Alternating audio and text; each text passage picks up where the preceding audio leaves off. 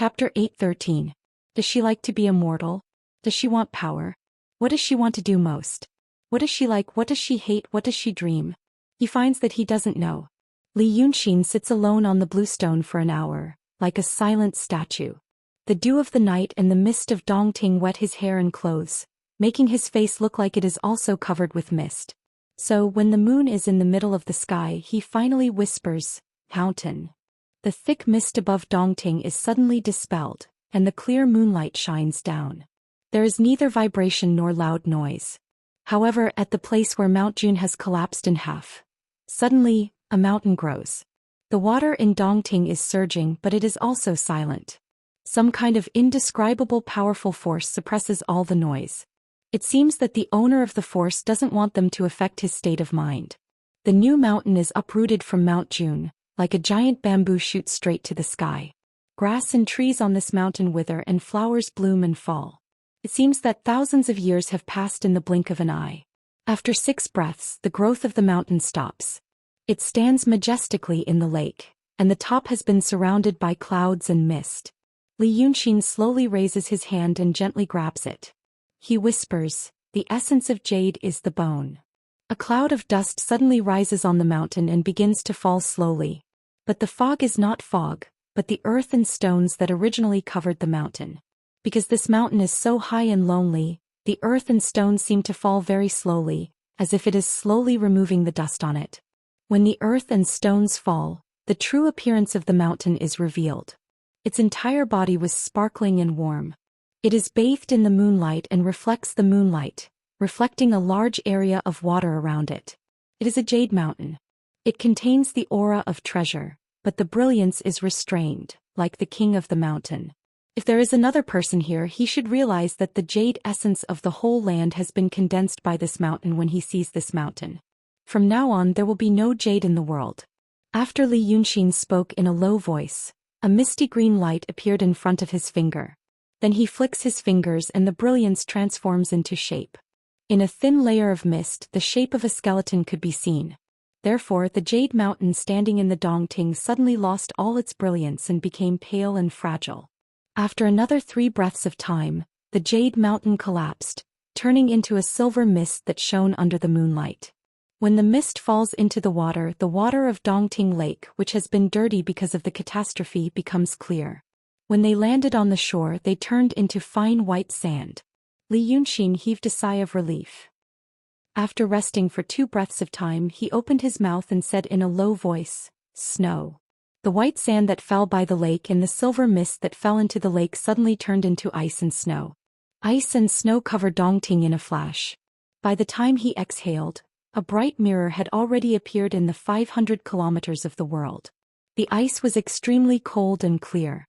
Through the ice on the surface of the lake, one could see the bottom of the lake as if the ice was only an illusion. The snow was also extremely white without any impurities. The essence of water between heaven and earth was all captured by the divine power into this piece of ice and snow, even making every snowflake and every ice grain faintly glow. Take the essence of ice and snow. Li Yunxin stretched out his hand, for the appearance. Then the ice and snow suddenly melted. Besides the jade bones there were ice muscles. A natural body, and the moonlight gilded her with silver light. Li Yunxin stared at her for a while and waved his hand to make clothes for her. As a result, her neck and face looked even more creamy under the contrast of the red dress. He breathed a sigh of relief and said, "Flowers." In this barren land, peach blossoms suddenly bloomed for 30 miles. The green leaves were green and the flowers were red. This piece of pink fragrance made the moonlight stained with fragrance, so it became softer. Li Yunxin raised his hand and picked a peach blossom from a cluster of branches in front of him. Then he pinched the peach blossom and gently touched the cheeks of the beauty in front of him. Then her face turned red and her lips turned pink. And the peach blossoms that were about to bloom for 30 miles also withered at this moment, leaving only a thin shadow. Li Yunxin stood up from the stone and walked down. He looked at her carefully for a while and sighed, "Wake up."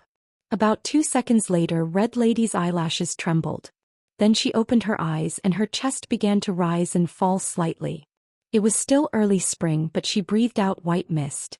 She was stunned for a while because of the fusion of the completed soul and body. She stared at Li Yunxin in front of her, and then turned to look at the mist on Dongting and the peach tree on the shore with only green leaves. After another 2 seconds she said, I repaired your soul and made a new body for you. I created a new body for you. Li Yunxin said, but this way your spirit will lose its fate with the world and your demonic power will not be preserved. You are immortal now. If you don't like it, I can help you cultivate. I can help you return to the mysterious realm as soon as possible. Red Lady didn't speak and tried to walk a few steps. The sole of the embroidered shoe transformed by Li Yunxin rubbed against the white sand, making a rustling sound. The first 2 steps seemed to be a little weak because her legs and feet were soft. But she adapted quickly. She didn't want to stop as if she had just learned to walk. She walked to the lake first and touched the lake with the tip of her shoe. Then she walked back and went around to the peach forest. Then she seemed to be interested in traveling and walked to the depths of the peach forest. She was no longer a monster, so she couldn't avoid those branches with her supernatural power instinctively. Her clothes were occasionally caught, but she didn't stop. She just struggled hard, and the seemingly thin but extremely tough clothes got rid of the entanglement. Li Yunxin was looking at her, waiting for her to say something. But after waiting for a while, he found that Red Lady's figure had disappeared in the depths of the forest. He was stunned, and then he frowned and followed her. When he walked into the forest, the branches automatically avoided him. So it only took him a few dozen steps to see the former demoness. She didn't look left or right, nor did she stop walking. Her steps were neither too fast nor too slow. Obviously she had completely adapted to this body. She was hurrying on with her journey. Not sightseeing. Li Yunxin caught up with her. He accompanied her and asked in a low voice, "What are you going to do? Where are you going?" Red Lady looked at him from the side. At this time, there was a kind of mortal powerlessness on her face. But on this face there was no resentment, not even a hint of eagerness. She just smiled and said, "You must have a lot of things to do." "I'm leaving." "Where are you going?" Li Yunxin frowned. "Why are you leaving?" This was the second time he had asked this question. Red Lady stopped and looked at him. She carefully looked at his face and gently sighed. "I don't blame you. You fulfilled your promise and called me a new person. You're a new person. I like to be a human, and I like to live a human life. But now that I don't have demonic power and supernatural power, I can't help you and I'll become a burden. So I'm leaving." "Who said?" Li Yunxin paused and calmed himself down. "I said I could ask you to recultivate." "I'm too tired," Red Lady said. Li Yunxin stared at her. He subconsciously tried to explore the river of her fate. But he couldn't see it anymore. From the moment she came back to life, the fruit of fate had been cut off. He couldn't see her anymore. "Well," Li Yunxin sighed again. "You're immortal now. What should I do if you leave? You need to eat, drink, wear clothes and spend money to live in the world. There are no towns nearby except the city of Wei. It's spring now and it's cold at night. Where will you live? What do you live on? If you don't want to recultivate, go to the city of Wei. Pheasant made some over there." Red Lady suddenly raised her hand to fix his collar and stepped back. She looked at him seriously. "I don't want to go to the city of Wei either. It's not good there. I can read, play the zither and write poems. I can go to teach. And I can get married." "Get married?" Li Yunxin laughed and then stopped. "Who will you marry? There's no one better than you in the world. But there should be someone who can get by." Red Lady walked forward again. "I know your newly molded body should be immortal. I can look for it slowly. I'll find the right one." The peach forest suddenly changed. The branches withered in an instant as if they had experienced the baptism of years. Soon they turned into flying ashes. They swirled in the night wind, like a black fog that covered the sky and the sun. Red Lady didn't stop, but she was blinded. She raised her hand to wipe it. Li Yunxin stared at her and waved his hand. The black smoke disappeared without a trace. He followed her and stared at her sideways. "If you want to use this method, you can call me. I used to be the obsession of a ghost cultivator and gave you a lot of trouble." Red Lady said softly, "I already know." She took another 3 or 4 steps. "There's also Bai Yunxin. When we were at sea, I told her that I wouldn't live long. After I die, she'll accompany you. I don't want to break my promise." "It's none of my business." Li Yunxin was furious. "What do you mean by that? Is this kind of agreement valid without my knowledge?" "It's invalid." And I gave you this body. You want to get married. I gave you this body. Red Lady stopped and closed her eyes, raising her head.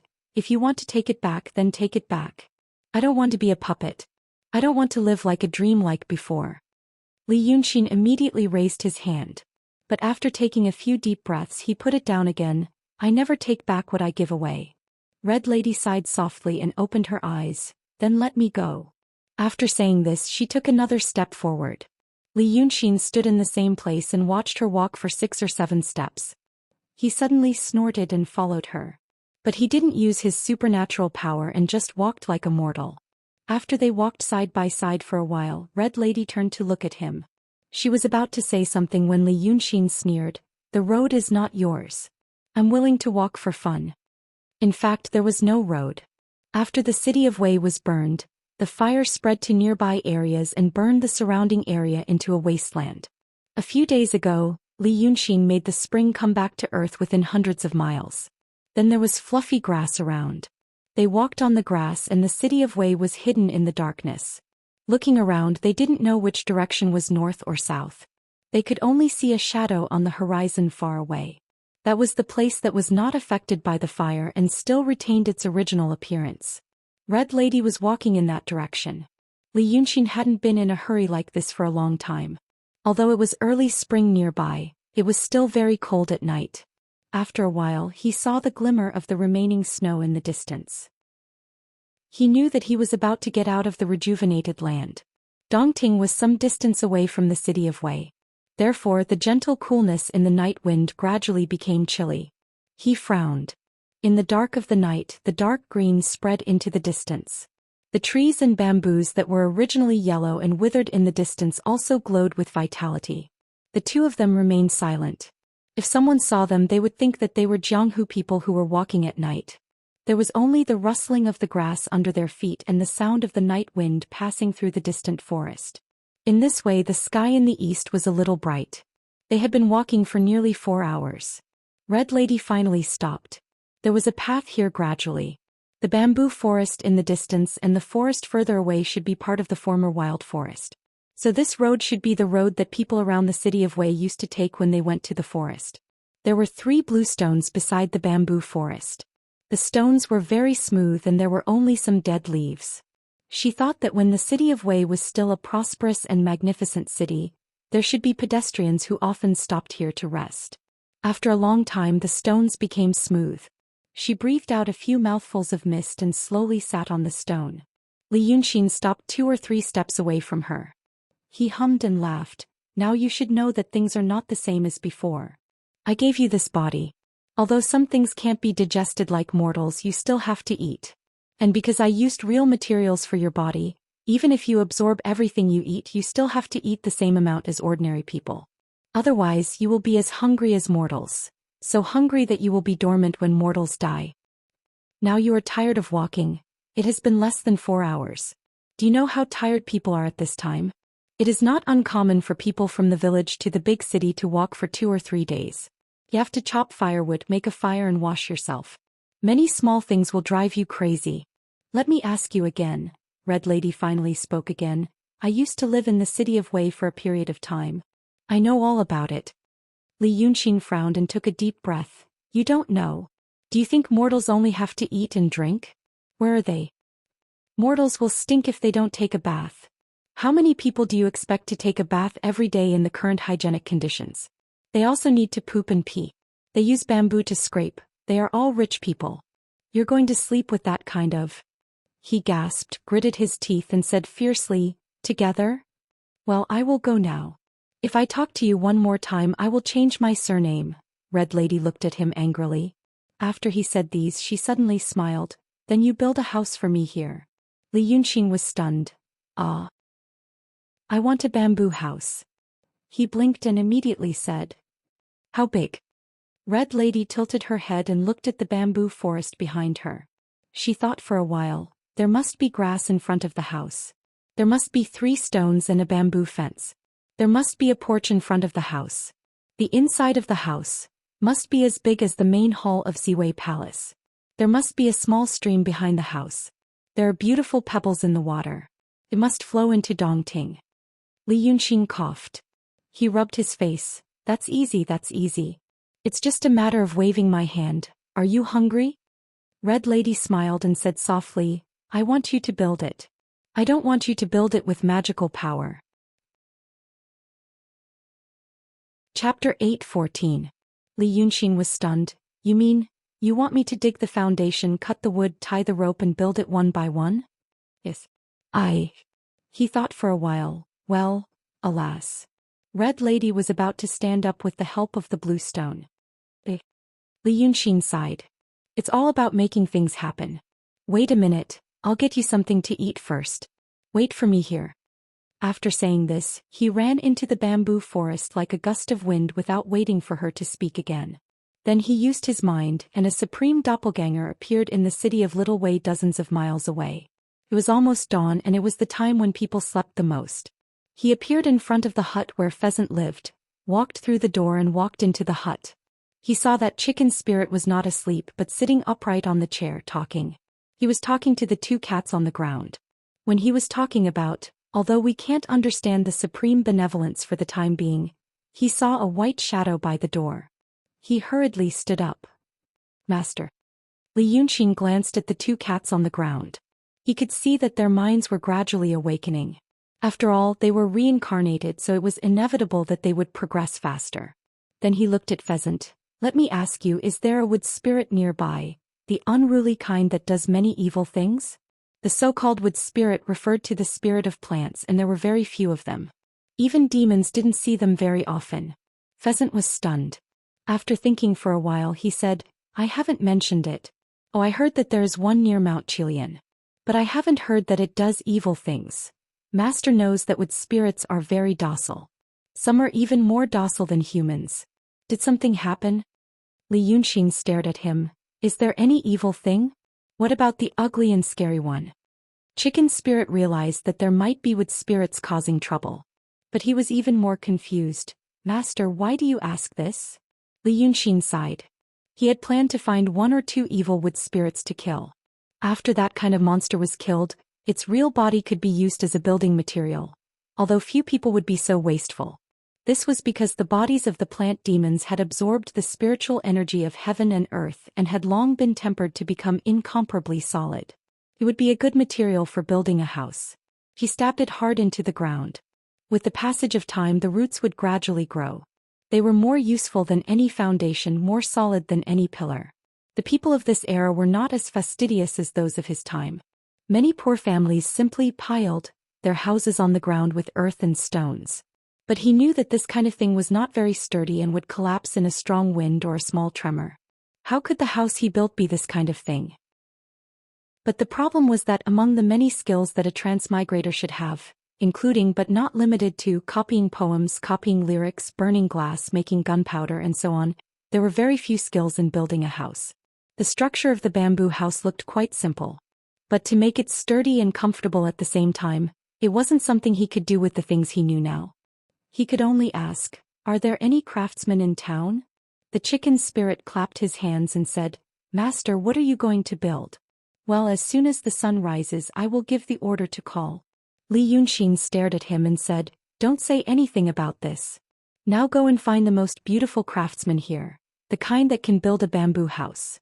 Now. The chicken spirit didn't know what he was going to do. Fortunately, once Li Yunxin gave the order, he would act immediately. So he replied, Yes, master. He looked around, picked up a cat and rushed out of the door. Li Yunxin walked to a chair and sat down, looking around. He could see everything in the house at a glance. He got up and scratched the wall, accidentally breaking the rope on the bamboo curtain that the chicken spirit used to cover the wall. The bamboo curtain fell down with a crash. He hurriedly used a magical power to lift it up again and snorted, Tofu dregs. At this moment someone knocked on the door. Master, I found him. Let him in. Li Yunxin coughed and said, Stay away from him. After a while, it seemed that the chicken was saying something to that person. The door was pushed open. After a while, it seemed that the chicken was saying something to that person. The door was pushed open. It was an old man and he couldn't tell his age. He might be in his 50s or 70s. As soon as he entered the door and saw Li Yunxin's eyes, he hurriedly lowered his head and trembled, wanting to kneel down. Li Yunxin raised his hand and closed the door. Then he cast 3 inhibition spells and said, "You may rise. I ask you, have you ever built a bamboo house?" The old man opened his mouth. "Then tell me how you built it. Tell me in detail, don't miss anything." The old man opened his mouth again but still didn't say anything. Instead he began to gesture with his hands and squeezed out some sounds from his throat. Li Yunxin stared at him and shouted, "Chicken." The chicken's spirit immediately answered outside the door, "Yes, master." "You found me a fucking mute." "Master, he is a mute but not born mute. Some time ago he was so tired during the construction of the city that he became mute. But he is indeed the best craftsman in the city. Master cured him. You are the kindest person in the world." Li Yunxin scolded him and cast another inhibition spell. But in the end he sighed, condensed a ball of light on his fingertip and flicked it into the old man's body. The old man's body immediately exuded a liveliness. His white hair instantly turned black and the wrinkles on his face seemed to be straightened. His fallen teeth came out again. He turned into a strong man in his 30s. For Li Yunxin it was a matter of a snap of the fingers. But for mortals it was a miracle. The man was even more speechless. He looked at himself first, then at Li Yunxin. Then he looked at himself, touched his face, hands, and looked at Li Yunxin again. He wanted to cry, "God, if you dare to cry, I will make you look like before." Li Yunxin stared at him. "Tell me, what do you want to do?" After saying this, he waved his hand and a small figure appeared on the ground. It was only the size of a thumb. Then there were many bamboo poles as thin as toothpicks piled up on the side. The old man didn't dare to cry after hearing his words. But his hands were still trembling with excitement and surprise. After a while he said with the same trembling voice, "Yes, yes, oh, sick master. I will tell you now." Then he really began to speak. At first his voice was out of tune as if he was crying. But his emotions gradually calmed down and his speech became fluent. Moreover, he discovered something else that shocked him. As he spoke, the small figure on the ground moved. Building a house was the same as any other industry in this era. It was passed down by a master and an apprentice. In addition to many common methods, there were also many skills that were unique to the sect. Even to an accomplished craftsman, it would take him a great deal of time and effort to understand it. But that small figure, no matter what he said, it was almost done as he spoke. There was no mistake at all, as if it was him. But he knew that the immortal sect master in front of him was controlling the small figure. Because when Li Yunxin moved his finger, the small figure also moved. Was this sect master a bricklayer in the past? In this way it was easier to speak. In the end there were many things that he didn't even need to explain in detail. At this time Li Yunxin said, "Skip. Next lesson." In just a quarter of an hour the man poured out everything he had learned in his life. Everything he had learned about building a bamboo house. Li Yunxin closed his eyes and thought for a while. Then he opened his eyes and said to him seriously, "I am here to test you. I told you to go to the star realm to build a house for the celestial emperor after you died. Now it seems that your skills are good and you can take up the position after death. Seal this matter. Once it is revealed, the good fortune will be gone. Do you understand?" The man hurriedly knelt down and kowtowed repeatedly, "Yes, yes, yes." But he asked again, "What about the castellan, the king?" Li Yunxin stared at him. "Don't say it." The man shrank his head, "Yes, yes." After he was sent out of the house by Li Yunxin, Xianxia came in. He found that Li Yunxin had disappeared. A bamboo curtain on the wall had become a bamboo board. When the incarnation returned to the deity with the newly learned skills, Li Yunxin also walked in the bamboo forest for a quarter of an hour. He said he was going to get something to eat, but he didn't see any wild animals. So he turned around and walked out of the bamboo forest. He found Red Lady asleep on the blue stone. The sky was getting brighter and today should be a good day. The sun slowly appeared behind the distant mountains, radiating light and heat like a real sun. Li Yunxin touched his sleeves and took out a cloak. He didn't even remember where he got it. When he first got the so-called temporary imperial residence of the demons, he felt it was very strange. Therefore many things that he found interesting and delicious were stored in it. But he didn't need to eat or drink, nor was he afraid of cold or heat. Because he encountered all kinds of crises one after another, he slowly forgot many of them. For example, there was still half a basket of green plums in it. He explored it again and found some good wine and food from Munenju. Once taken out, it should still be steaming hot. He didn't think it was a magical power. It was made by people. So he picked up a few cold dishes. He put the cloak on her and put the food on the other side of the blue stone. After doing this, he straightened up and looked at Red Lady. She must be tired from walking last night, and now she was in a deep sleep. Her hair hung on her face, trembling with her breath. A mortal was about to sleep. The ice-skin jade bone peach blossom dimple only made her body strong and immune to poison. But the rest was still like a mortal. Among mortals, it was an incredible existence, but compared to high-level demon cultivators, there was not much difference. Did she really like it? Li Yunxin slowly took a step back and looked at her, gradually feeling a little confused. But like it? He didn't know if this was the kind of emotion that he feared and wanted to try. He once told this female demon that the other half he wanted was an interesting soul with all kinds of standards. But now those words were a little vague. He didn't know if it was because he had entered the supreme mental realm, or... He sighed softly and walked into the bamboo forest. He used his fingers like a knife, and with a light chop he cut off a thick bamboo. Chapter 8:15. His palm was not as thin as a razor blade. But his pure physical strength could no longer be described with the word, terrifying. The cut was neat, without a single crack, and even a bit charred. Under the effect of the powerful force, the missing part had already been smashed into smoke. By daybreak he had chopped down more than 100 thick bamboos. Then he cut the branches in the forest, cut them into different lengths according to his needs, and carried them out in 4 batches. After the 4th batch, he found that Red Lady had woken up. There were red marks on her face from her sleeping clothes, and she was eating with a cloak draped over her shoulders. She looked sleepy. She took a piece of bamboo shoot and slowly chewed on it. When she saw Li Yunxin, she asked, "How long did I sleep?" "About 2 hours.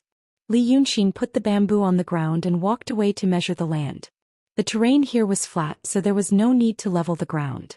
He used his divine sense to explore the ground and found that there were no pits or underground rivers, so he could build a house directly.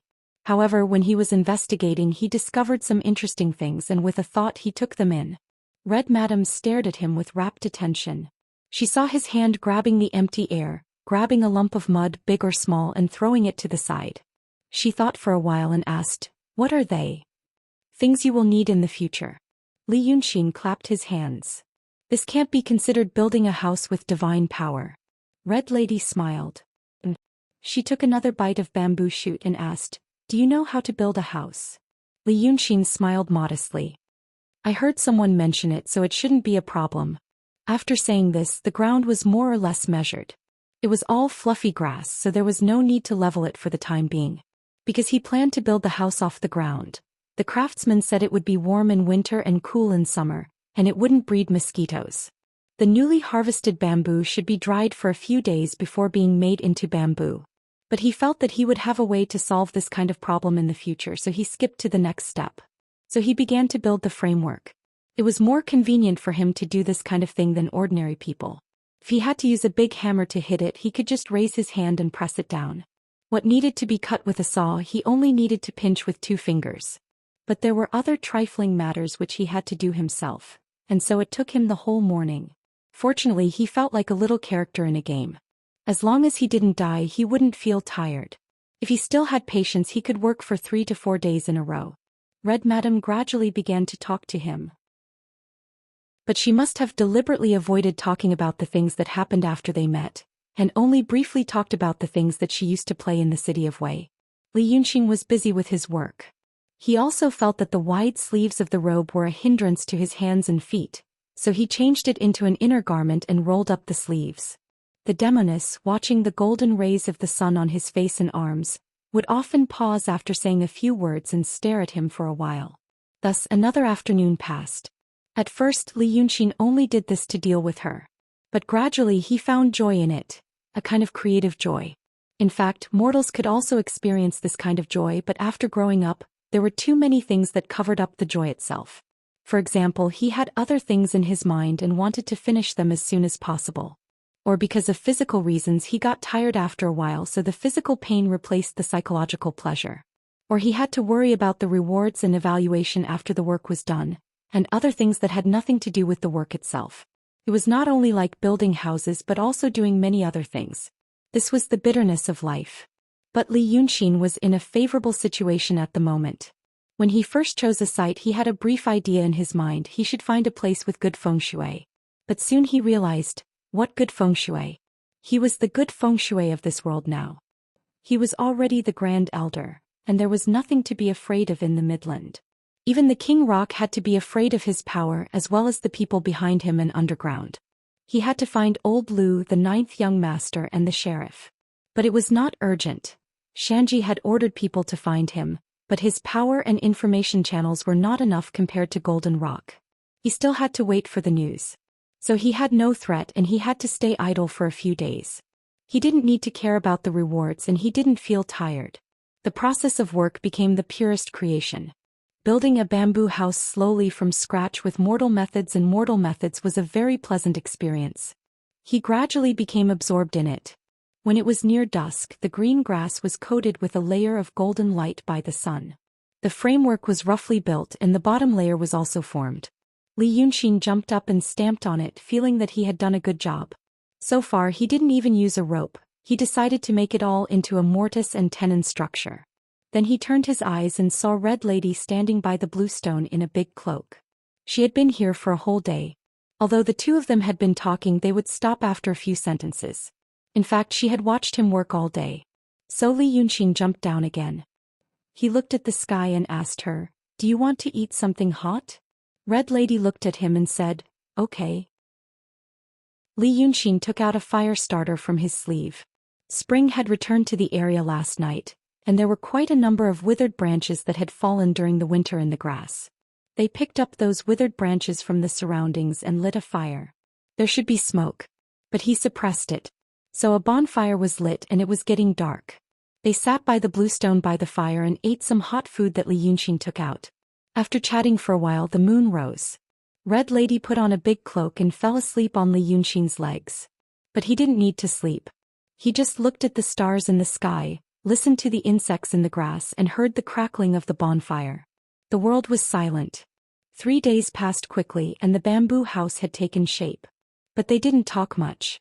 Red Lady often looked at his figure when he was working for a long time. She only responded gently when he asked. Li Yunxin made a small stream behind the house. He put his feet deep in the grass and ran all the way to Dongting. The river was formed. He found a water hole a few miles away and brought water up with supernatural powers. A small hill was moved and a few large stones were piled on top of it, so that the sweet water flowed down the hill and into the river. He walked slowly along the gradually clear river. He held a rock as big as a house in his left hand, and dug a small piece from the rock with his right hand. He threw it into the water. When he walked to the downstream 2 miles away from the bamboo house, the rock was dug out by him. The place he passed was really covered with smooth pebbles. He also set up some gadgets in the house with the netherworld power in his body and some simple mechanisms. For example, he made cabinets and stoves just like in his world. The netherworld power was stored in the silver box under the stove, and a simple inhibition was cast on it. When Red Madam turned the knob made of black jade, a flame was ignited in the stove, which was carved by the hand of a stone spirit. It was big or small as she wanted. Of course, he also made a refrigerator. The 2 doors carved from snow essence even saved on the power of the netherworld. As for the toiletries and water sources used in the kitchen and bathroom, they were all made of rare stones and purified water from underground. In short, he arranged this house according to the convenience he could think of in his previous life and the strange treasures he could get in this life. There should be only one such house in the world built for mortals by the means of the Grand Elder. He didn't allow Red Lady to come in and see first. He only asked her to sit on the stone bench in the courtyard and wait. He looked around and felt that he had thought of all the things he should think about. Then he walked out of the house.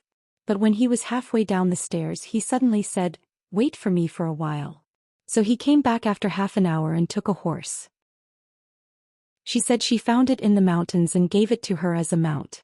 She didn't know where she caught a big shiny black cat. She said it was lost in the nearby house and she could keep it to relieve her boredom. But Red Madam could see that when she saw Li Yunxin coming, there was a lone wolf walking in the distant forest.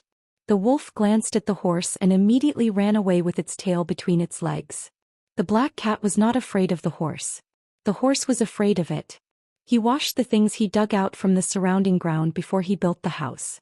He found that they were all gold and silver wares and they seemed to be quite old. Li Yunxin rolled them into a ball, then pinched them into pieces and put them into a wooden box. After doing all this, the 4th day had passed. When the moon rose, Li Yunxin led Red Lady into the house.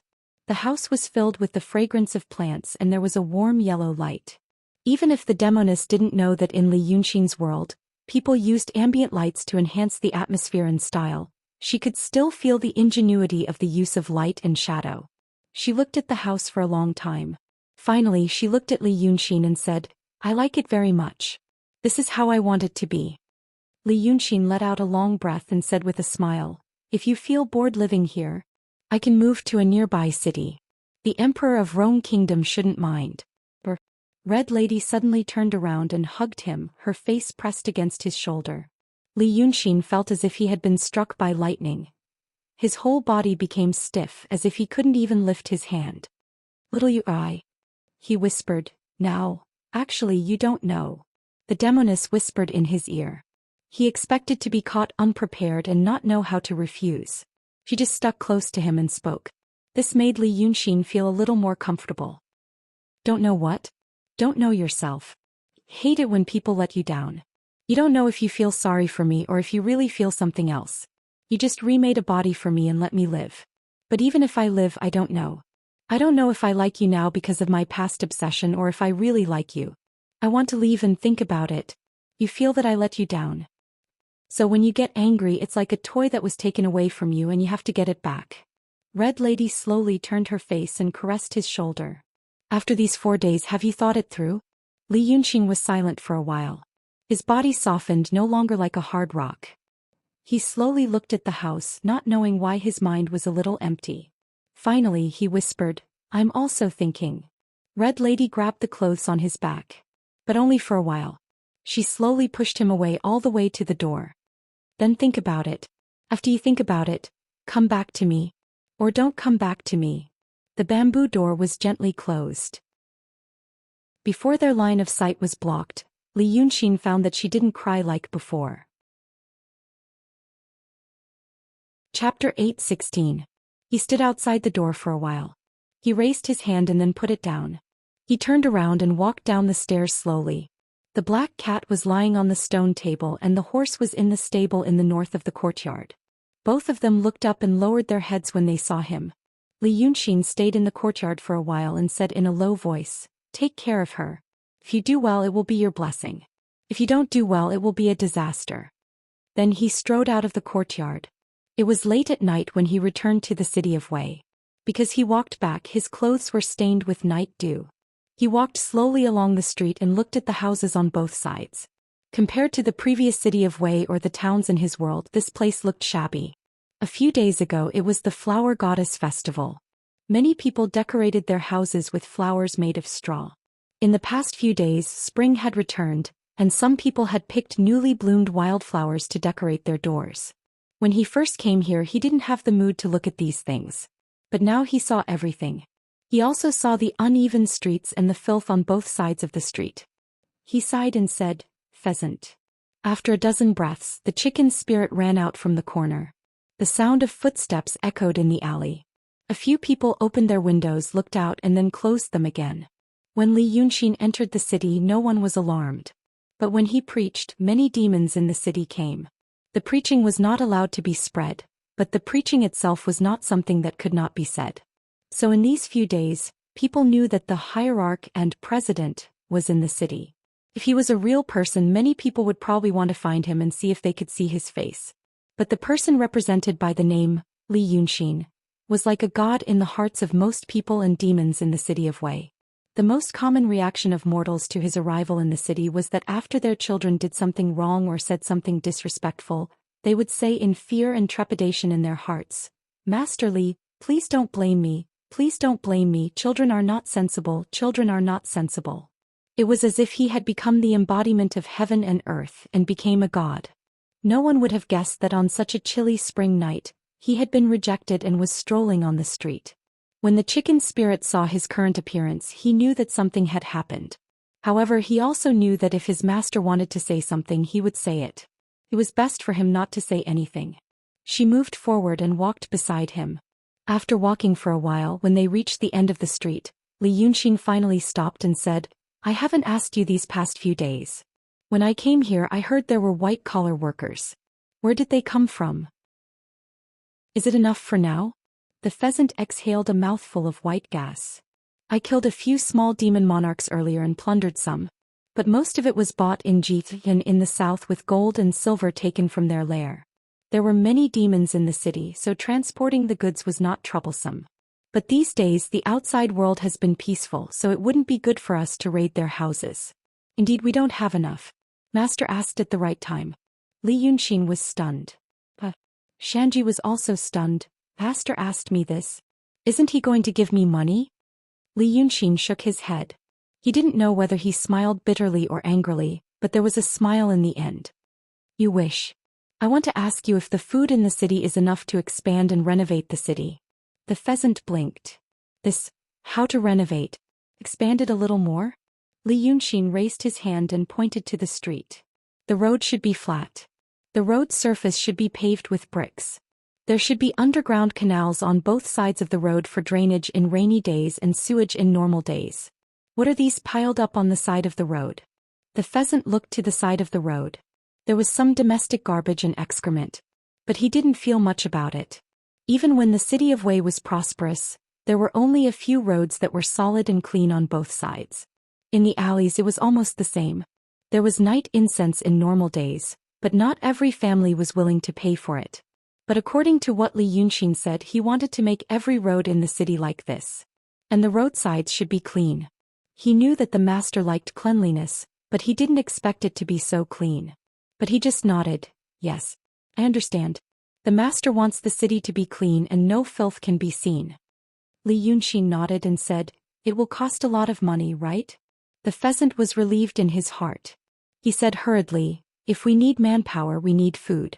The demons in the city can be used, but it's not enough. We need people. These people haven't settled down in the city for a long time. Many of them are sick and weak, and they have just eaten for a few days.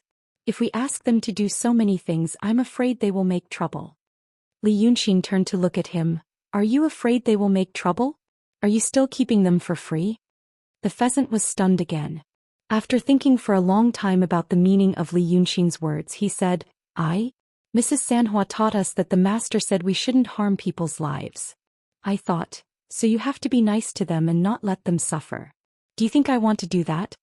Li Yunxin smiled. There is nothing in the world that doesn't suffer. I'm the one who suffers. The last sentence was said very softly, like a murmur. The pheasant didn't hear it clearly and asked, What did the master say? But Li Yunxin said with a straight face, You can't go on like this. You have to find something for them to do. Otherwise they will make trouble when they are full. Also, you have to let them make a living in the future so that they can do their own work. You want to build a city, not a refugee camp. He thought for a while, reached out and grabbed a broken bowl from the ground. It should be something used by the residents of the city of Wei in the past. Maybe it was pressed deeply when the city was burned, so it wasn't broken or burned. Take this bowl. Take as much as you want from it. Li Yunxin handed the bowl to him. When you take money, say, Master Li, 3 times. The gold and silver in the bowl didn't come from somewhere else. It came from the city of Wei. No one knew how much gold and silver had been burned and buried in the ground. But with the wealth of the city of Wei in the past, it shouldn't be a problem to build another city exactly the same. If it weren't for the fact that the city of Wei was destroyed by the Xianmen, the surrounding people all felt that this was an ominous place that was punished by heaven. And the war broke out later, this place would have been occupied by treasure hunters in a few days. But when Pheasant took the bowl, he realized one thing. His master was unhappy again. In just a few days he was very unhappy for the second time. So he started to say funny things to amuse him. Compared with the previous days, he was much calmer tonight and his face was much more serious. When he looked at the streets in the city, he seemed to be thinking about something as if his mind was not here. So he asked carefully, Master, do you have any other orders? Li Yunxin was silent for a while and said, Build the city of Wei into an interesting, beautiful and clean city. It's spring now, it's time to plant the land. I think the southwest is good. You can ask people to cultivate the land in the southwest. Go there yourself tomorrow and keep walking in that direction. You will probably see a bamboo house. Don't go there, think about it yourself. How far to cultivate the land from there? The people inside can see people coming and going from a distance, but they won't disturb the peace near the bamboo house. And tell those people that unless the owner inside comes to talk to them, they are not allowed to go there. Deal with some dirty things when cultivating the land. Pheasant thought for a while and said seriously, got it. But the dirty things you mean, are they the Een spirits and the souls of the dead nearby? I'll deal with them tonight. Li Yunxing glanced at him. I mean shit and urine. Pheasant said. Oh. He scratched his head and looked at Li Yunxing's face and said hesitantly, Master. Do you want to do something else? Something else? For example, get some smart peddlers who are not annoying, he blinked. Female peddlers. I'll carry some fresh toys on my shoulders as well as some oil, salt, soy sauce, vinegar, needles and thread, or the 4 treasures of the study. I'll go there every few days to sell my goods. Li Yunxing thought for a while. Okay. Pheasant rubbed his hands happily. Master, but, the golden house. Li Yunxing glanced at him. It's Li Xianyu. Pheasant was stunned.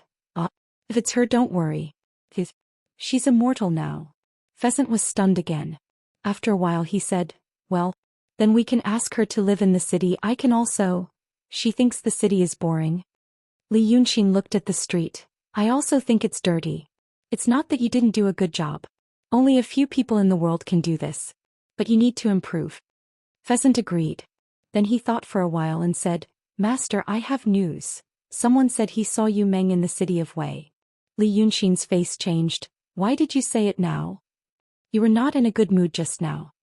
Pheasant whispered, it's not good news but it's not urgent. It's like this. The informant from Rongjun said he saw a man with a maid, a patient and a black cat in the chaos. At that time he had escaped with the refugees and disappeared without a trace.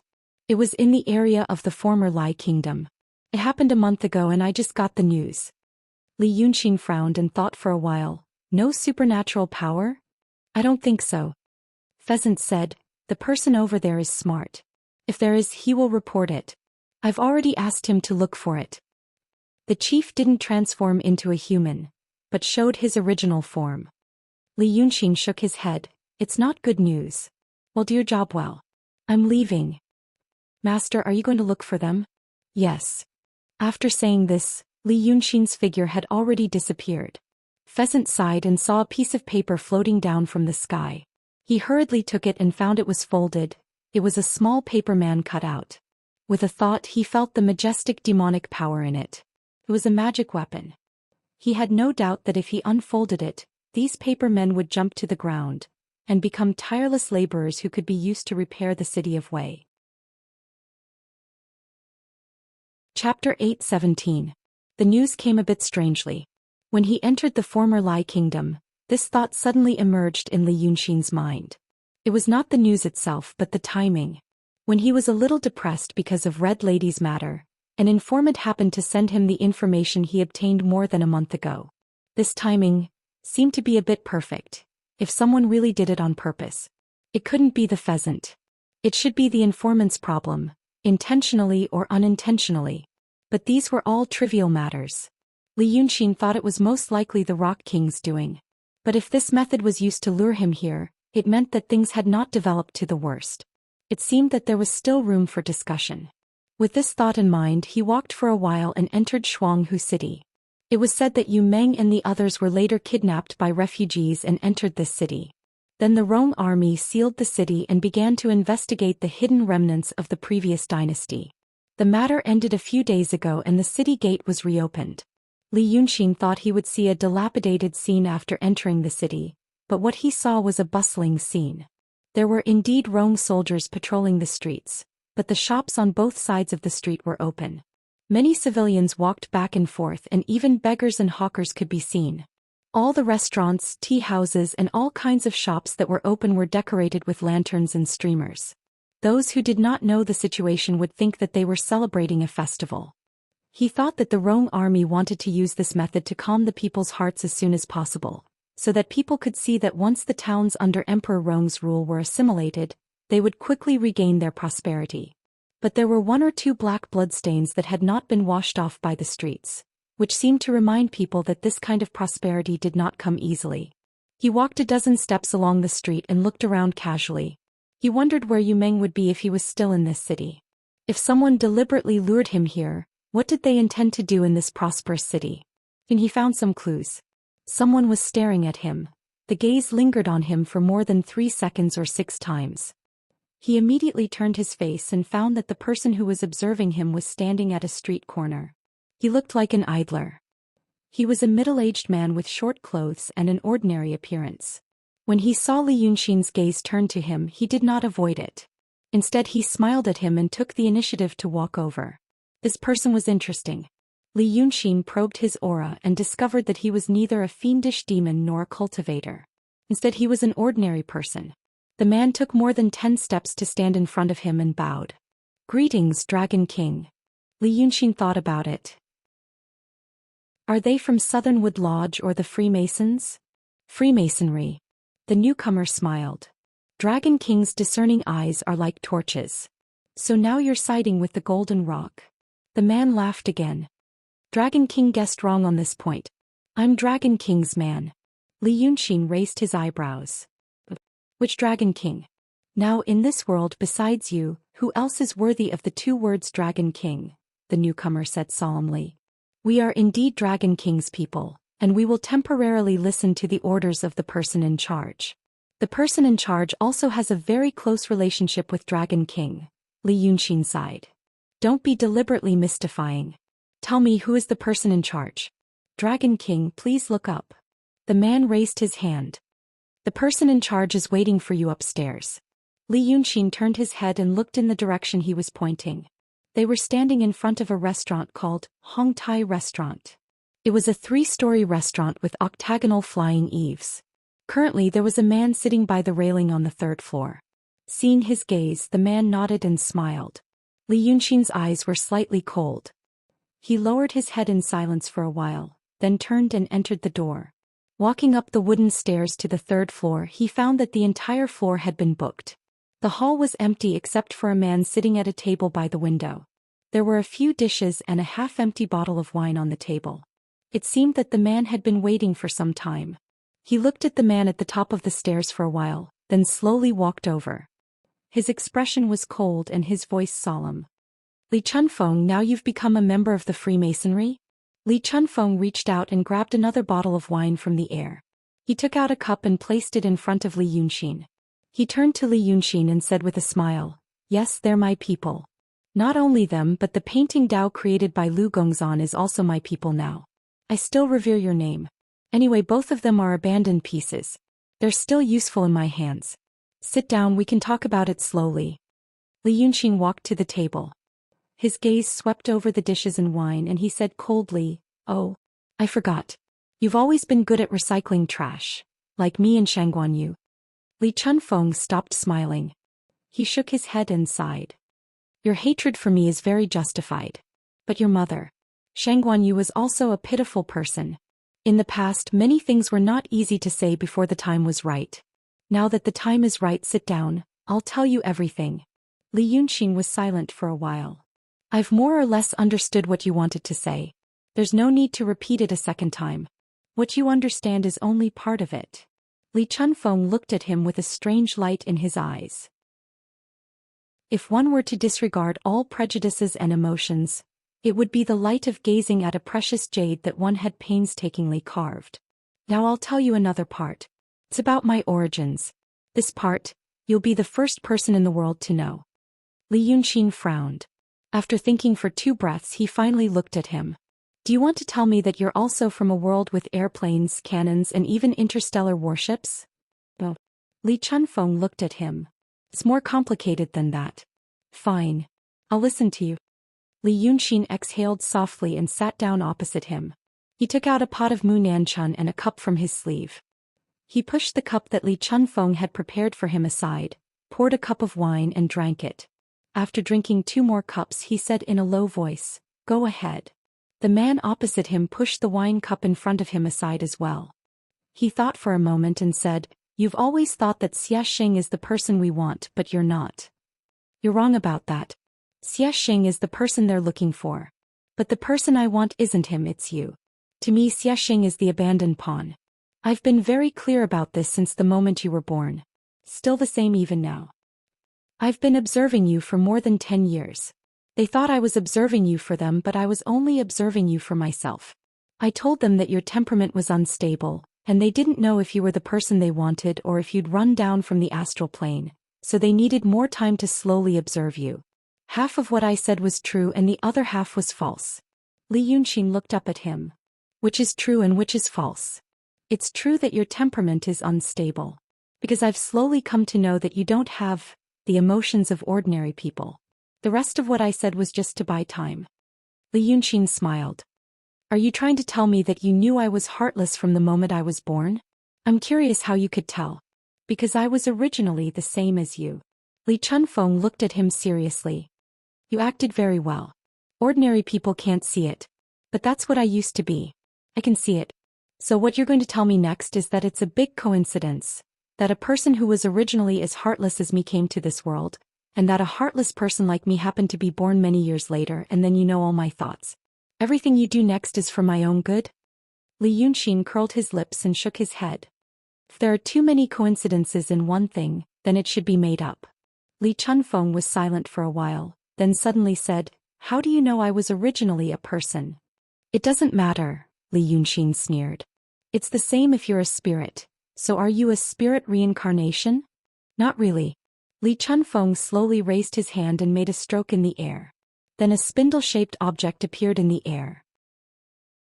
Inside this spindle, there were countless fluorescent lights dancing. Every one of them was extremely small, like a speck of dust. This is a big universe. Hearing this word coming out of his mouth, Li Yunxin wasn't surprised. If his explanation of his identity was one of the few truths he had ever told. Li Chunfeng pointed at the speck of dust. This is a small universe. For example, this small universe of this world and the small universe of the world you came from. There are many such universes just like these specks of dust. They move and collide in the big universe without any pattern. This is what happened to the collision of this world. He paused as he said this. But Li Yunxin didn't ask anything. He just poured himself another glass of wine. Then he continued, both sides mean nothingness. One side is nothingness because of absolute order. There is no randomness, no movement. So even the Big Bang doesn't happen and nothing exists. The other side is nothingness because of absolute chaos. Because of absolute chaos, all rules are invalid and there is nothing. The part in the middle, the part where you can see many small universes dancing, is the habitable zone between these two extremes. There is order but there is also chaos. Chaos and randomness cause the universe to be born and evolve. But the order ensures that there are certain rules to follow and it won't collapse. In the words of your world or this world, the laws of physics are macroscopically orderly. But on the microscopic level, such as the quantum level, it is also disorderly. Of course, this is still an inappropriate metaphor. So this kind of place is called a habitable zone. When Li Chunfeng said this, he was a bit like Shenmu. But his expression and tone were gentler than Shenmu's. The way he looked at Li Yunxin reminded the latter of the past. Once, when he was young, when he taught him the art of painting. He was patient and gentle, ready to stop at any time because of a question and explain with even more patience. At that time they were in their own courtyard. There were still some mottled shadows on the ground. Li Yunxin took a deep breath and turned his face away. So, there is no clear dividing line between the world of absolute order, the world of absolute chaos and the habitable zone. It's gradual, Li Chunfeng said softly. Those closer to the side of order may be more law-abiding. If there is a nearby universe, perhaps there are only strict rules and very little randomness. We can't infer what that kind of world looks like. As for those closer to the side of chaos, it is a universe that is more chaotic than our world or even the world you came from. In there are more rules that you can't understand. You already know such a world. It is the universe that is colliding with the universe we are in. In there, perhaps the so-called living things do not have a fixed form. Everything exists in the form of energy. But because it has not become too chaotic, it can still exist. In the past, this universe and the universe you came from were considered to be worlds with relative rules in the habitable zone. There are many such universes, Many such universes. And there are also many relatively chaotic worlds. But the so-called habitable zone of these two worlds is only a very small part of the entire universe. You can even say that it is negligible. The diagram I made is just to make it easier for you to understand. Li Chunfeng said slowly, "Do you understand now?" Li Yunxin let out a sigh. "Don't ask me in that tone. I'm not that kid now. And I have never been." Li Chunfeng smiled tolerantly. "Then you understand. You have always been smart. So, another thing is not difficult to understand. Like all worlds, the orderly will eventually develop into the disorderly. For example, the collapse of a house, the shattering of a wine glass, this is a process of entropy increase. The big universe also follows this process. In the beginning, perhaps the whole big universe was absolutely orderly. Also, nothing existed at all. But then chaos appeared and there was a relatively orderly world. Then there was a world in the habitable zone, and then there was a relatively chaotic world, and finally, there was an absolutely chaotic world. This can be seen as a gradual process of erosion. And it is also in this erosion that a habitable world is born. But the habitable world also becomes chaotic and uninhabitable because of the erosion, and eventually leads to another kind of destruction. For example, in the beginning the world was a ball of ice. Then there was a fire burning outside. It was too cold inside and too hot outside. Only the small part where the ice and fire came into contact with each other was just right. But the ball of ice would also get smaller and smaller, and eventually, the whole big universe would become an absolutely chaotic world and nothing would exist. Li Yunxin frowned. You don't have to be so long-winded. This law also exists in our so-called small universe. Starting from the Big Bang, the density of matter became thin, and then stars and planets were born. Then the universe expanded and everything became too thin, and finally, everything was destroyed. He sighed and looked at Li Chunfeng. I am not a native of this world. Can you get to the point? Li Chunfeng smiled. The point is, I come from a world that was destroyed like this one. Li Yunxin was stunned. I said there are many such worlds. Collisions happen all the time. Just like human history, the history of your world and the history of this world before. The period of peaceful development is short and the time of war is the majority. In a small universe, the probability of not being hit is actually very small. Hundreds of millions of years, billions of years, tens of billions of years are all very short. Most of the worlds are colliding, so don't think that this universe is unlucky. It is just a normal occurrence. Chapter 8:18. Li Chunfeng's expression turned serious. My world is very lucky. It took more than 60 billion years for it to collide with the chaotic world. But at that time we could already adapt to the chaos. So many people escaped. Li Yunxin's hand paused on the wine glass. He turned to stare at Li Chunfeng and frowned. You mean, you came from another world apart from this world and my world? It's not unusual, Li Chunfeng said in a low voice. Li Chunfeng said in a deep voice.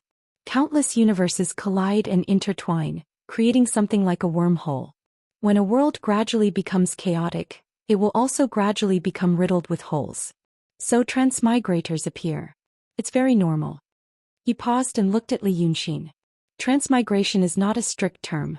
It should be called falling. From a more orderly world falling into a more chaotic world. A person's falling is a long process like the horizon of a black hole. You should know about the horizon. Many of the emotions in her heart were temporarily blocked by the fact that Li Chunfeng might have come from another world. Li Yunxin said slowly, You mean, for example, a person falling into a black hole. At that moment he has already been torn apart and pulled in. But the light particles reflected from his body also escape outside the black hole. When they escape to the edge they can't go any further because of the gravitational force of the black hole. That can be seen as a stop. So an observer outside the black hole can still see that person, feel that he is still alive, still existing but falling infinitely slower. But what he sees is just an image. You mean this kind of thing? Li Chunfeng smiled approvingly. He nodded. Yes. Of course this is just a metaphor. The black hole itself is not connected to any unknown place. But there may be a space-time black hole between two universes that are relatively close. Such a thing is a passage between two universes. You came from your world, the principle is similar. Li Yunxin realized something. This made his expression change. You mean, In my original world. I still exist. Yes. Li Chunfeng nodded. Right now you exist here and there. As I said, the fall is a very slow process. It might last for hundreds of millions of years. You have lived here for more than 10 years. In the other world it might only be a few days. This kind of thing might not only happen to you in your world. Perhaps many people are falling. But because human history is too short, no one has been able to observe the entire process. Li Yunxin's fingers trembled slightly. He drank 1 glass of wine, then 2 more. Then he raised his head and looked at Li Chunfeng seriously as if he had never seen him before. In other words, you weren't a human before. Not any kind of being that we can understand. You came from your world, to this place. Li Chunfeng nodded slowly. Yes. But I have fled here with a plan. Or rather, I am a savior. The drop was a drop from a relatively orderly world to an even more chaotic world. I, on the other hand, did the opposite. We used unimaginable resources and only sent a few dozen people. We are the saviors. Li Yunxin stared at him in a daze for a while. But there was no cold smile on his face like before. Then he slowly leaned against the back of the chair and sighed. If this is true, why didn't you say it earlier? Just because I have an unstable mind? You know, it's hard for humans to understand the feelings of plants. Li Chunfeng was silent for a while before he shook his head. But the difference between me and you in the past is not something that can be measured by humans and plants. It took me a long time to adapt to this world. To adapt to being a human. That's why I said that I can see what kind of person you were in the past. But even if it was the you of the past, it was a time for me to adapt extremely successfully. I have a way to save this world. He looked at Li Yunxin. But I need someone to cooperate with me. Not someone from this world, but someone from another world. That's why I've been waiting, not for Xianxia but for someone like you. I've even observed Qinzhao before. But back then you didn't care about this world. And saving this world requires you to pay a huge price. I have to know if you're suitable. Or rather, I have to ask you to be suitable. You went from being emotionless to having feelings, from not caring about anything to now having someone you can risk your life for. It's all part of my plan. My gaze has never been on Xianxia but on you. I saw you shed your first tear for me in Shangguanyu in the city of Wei. I also knew that you risked your life to kill the ancestor for Lu Gongzan and the others. So now I know that you're ready. Li Yunxin's fingertip tapped on the rim of the cup. Outside the window there was a hubbub of voices, full of vitality. This made the conversation between the two seem unreal, as if they were talking in a dream. But Li Yunxin knew that what they were talking about was the naked, terrifying truth of this world. The vast world was just a tiny speck of dust in a corner of a tiny particle of the universe. And the two of them were the specks of dust in this dust. After a while he said in a low voice, "What do I need to sacrifice?" "It could be everything you have right now," Li Chunfeng said slowly. "This real world." Li Yunxin took a deep breath. "You mean to put the whole world into the painting scroll? You subdued the Freemasonry and Taoist Danqing to prepare for this. Taoist Danqing can draw the earth qi for me. The Freemasonry knows mechanical drawing, so they can ensure the accuracy of the Taoist's brush. Plus the preparation I've been making, it's almost complete." Li Chunfeng took out a scroll from his sleeve and slowly pushed it to Li Yunxin. "You're now a Grand Supreme, so you can help me finish the last stroke. You can understand the painting path created by Shenmu as using a new law to shrink the projection of this real world into another dimension. Then I'll use the method I used to ask you to bring this world in the painting back to your world. The projection is just an example. For example, the you in this world right now is just a projection of you in that world. So this place can temporarily escape the disaster. But the price you have to pay is that once you go back, your so-called Grand Supreme power can only be fully effective in this world in the painting. When you go back to your own world, your power will be greatly weakened because you lack the support of the law. Only you can do this. Neither Qinzhao nor Xianxia can do it." Li Yunxin thought for a while and looked at him. "Is this the so-called great sacrifice? You know, I don't care about these things. These powers. To me, they're just byproducts in the process of survival." Li Chunfeng smiled. "It's the current you who doesn't care. If it was you in the past, which would you choose between saving the world or experiencing new laws and discovering interesting things? I think you'd choose the latter. Even if you die with the world, you wouldn't care as long as you're happy." Li Yunxin suddenly stared at him. "Is Lu Gongzan someone you arranged?" Li Chunfeng thought for a moment and smiled. Oh. So Li Yunxin didn't ask further. He just looked away again. After listening to the voices outside the window for a while, he said, "You should tell me the truth. Now I can tell myself to think that the so-called relationship between father and son isn't important. In this grand background of destruction, you and I are just two travelers who met by chance. If you look at it from this perspective, I can forgive many of the things you've done to me. You have your plan, and it's not evil or bad. You used me so something happened. Just like in my plans, Lu Gongzan was often used as a tool. But he doesn't care. We're not father and son." Li Yunxin shook his head. "It doesn't matter about family. We're the same kind of people. The current me can understand the things I did in the past, so I can understand you. But since we're the same kind of people, please don't hide anything from me." He smiled. It was the first time he smiled at Li Chunfeng, and said, "What other sacrifices are there?" Li Chunfeng sighed and said, "Fine. There is indeed another thing." As he said this, he dipped his fingertip into the wine and dripped 2 drops on the table. They were so close to each other that they were almost touching. But there was still some distance between them, so they were still 2 separate drops of wine. "You fell from your world to this place, which means that your world has begun the process of being eroded by chaos. But this process will be very long. It should have just begun. I also said that you fell here because of a black hole in space and time. Then this black hole is actually like a pipe. Or rather, you in this world and you in that world form a pipe. Connects the 2 worlds. When you cultivate and come into contact with the chaotic laws here to become stronger, you're constantly storing water in this pipe. When the water reaches a certain level, it begins to flow into your world, so your body is filled with power and becomes extremely strong. Because it can almost be seen that the powerful force of this chaotic world has begun to erode your world through you." He looked at Li Yunxin. "So you become a Grand Supreme. Grand Supreme has nothing to do with the state of mind, it's just an inevitable process, for a transmigrator like you. There are a few other Grand Supremes in this world who use similar methods. Qin Zhao became a Grand Supreme, Golden Rock became a Grand Supreme, and the people from the Xianmen became Grand Supreme. It's the same logic, but they didn't build a passage between the 2 universes. Instead, they built a passage between this small world and the chaotic world outside. This small cycle also gives them great power, but it will also speed up the destruction of this world. It's like drinking poison to quench thirst. If you bring this small world back to the other side, it means something like this." Li Chunfeng raised his hand and swiped between the 2 drops of wine on the table. The 2 drops immediately fused into one, becoming a complete drop. The 2 worlds will have closer contact and the erosion will become stronger, speeding up the destruction of your world. This process is extremely slow for humans. But for the entire small universe, it might be billions or even tens of billions of years earlier. This is another price. Li Yunxin stared at the drop of water and said in a low voice, "It allows this place to struggle at death's door, but it speeds up the destruction of my world." Yes. He was silent for 2 breaths before he laughed and shook his head. "If the trend of the entire universe is to keep colliding and pushing chaos toward order, then everything will be destroyed in the end.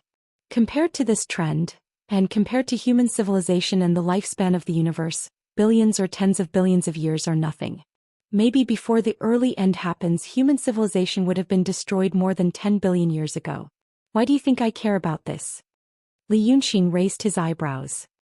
"Or maybe this is immoral in your previous world." Li Chunfeng heaved a sigh of relief and said, "Yes. It's immoral. For example, the people here think it's immoral to torture and kill cute animals, even if they belong to different races. In my world, the previous civilization ensures that the next civilization has enough time and resources. It's a recognized moral principle. But what we're about to do goes against this moral principle. This is because I've realized that this kind of morality is useless."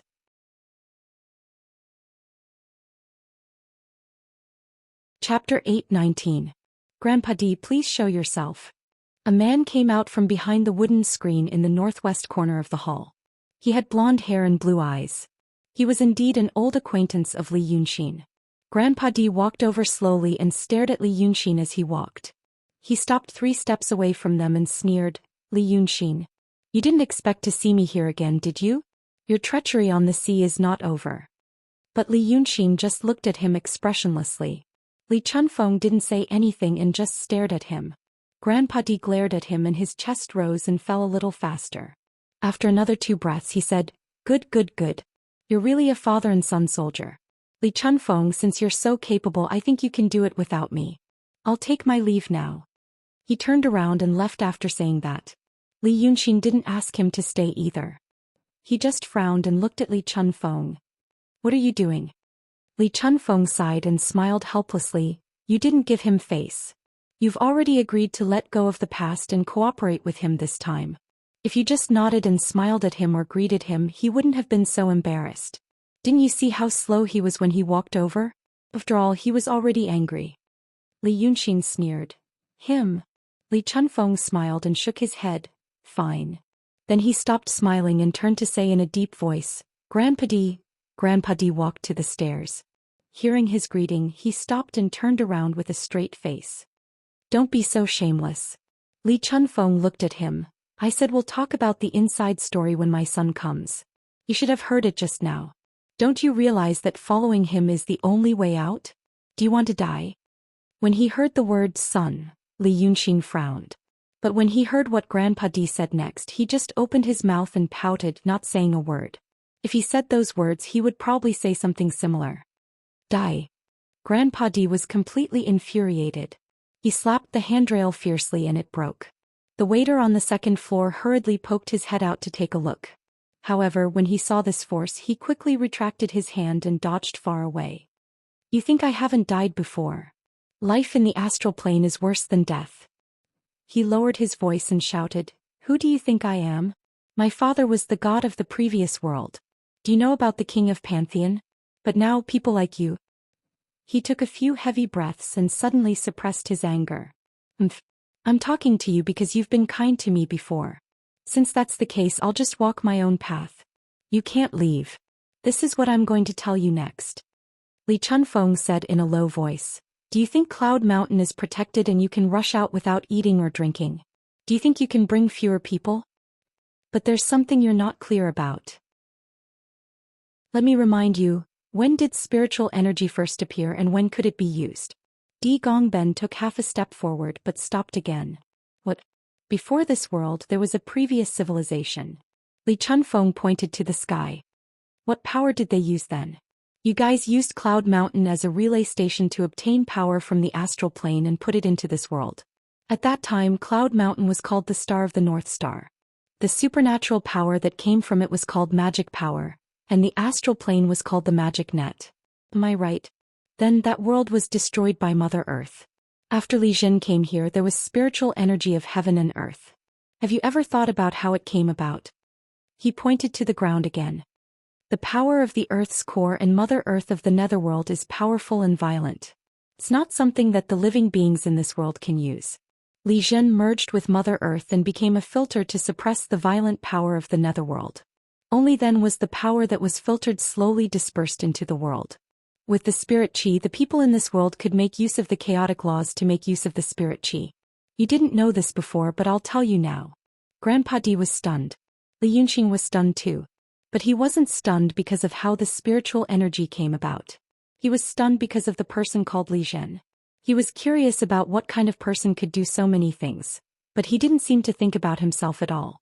What was the purpose of this person living? Grandpa Di frowned. "So, what exactly do you want to say?" "What I want to say is that although Mother Earth of the netherworld is a great calamity in the world, she is also the source of life in the world.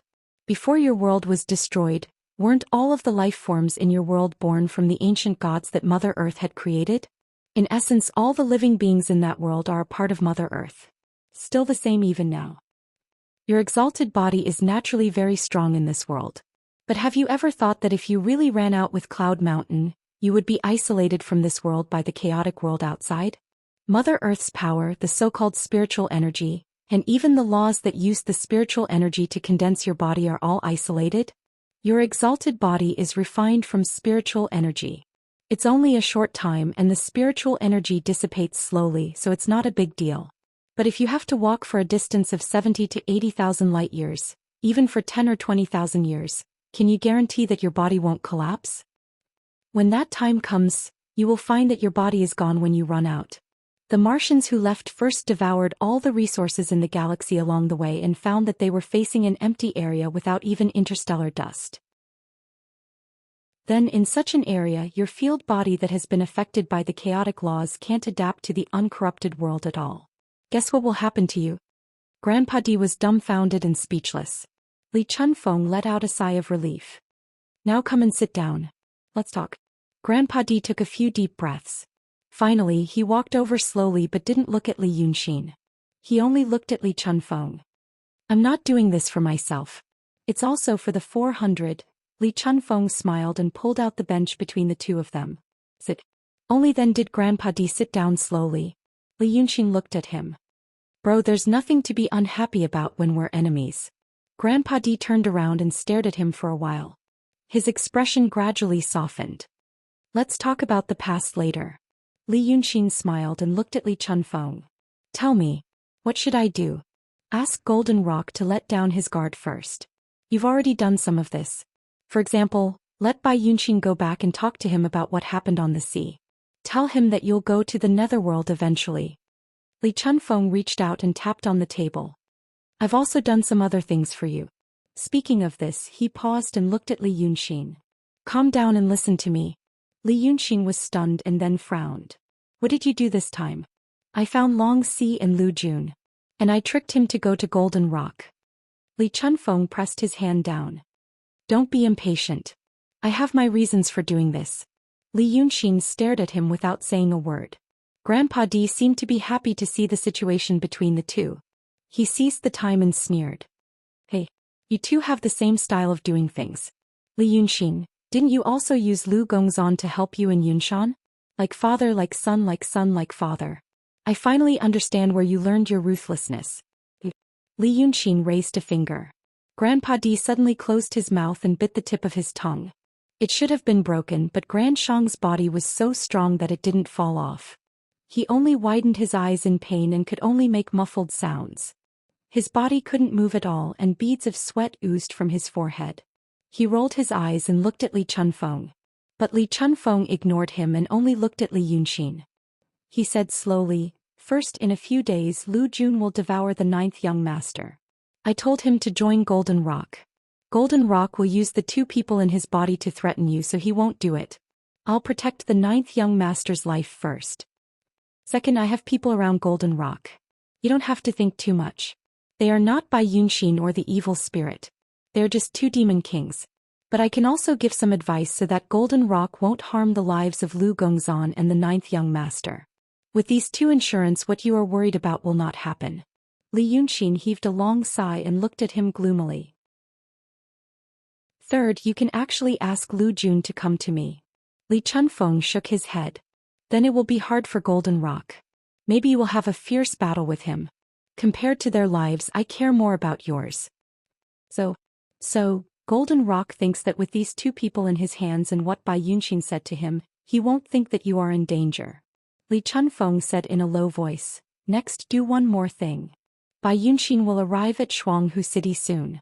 She loves you and you don't dislike her. You can ask Golden Rock to marry her to you. In Golden Rock's eyes, he will think that you are showing weakness because you are afraid of him. With this relationship of marriage, he will really think that you are going to go overseas. Then you can tell him to look at the sky and lead him to the sky. He will then realize that he has never had such a thought. As Lord Peng, once he realizes this, he will be more shocked than ordinary people like us. At this moment, the restriction you and I set up will take effect and Yunshan will launch a fatal attack. Then everything will be done. Li Yunxin was silent for a while. Bai Yunxin can't do this. Li Chunfeng was stunned. But you can use tricks to determine who is better. This kind of trick makes me uncomfortable. Li Yunxin sneered. Saying that you want to marry her and then kill her father? This kind of thing is despicable and different from flirting.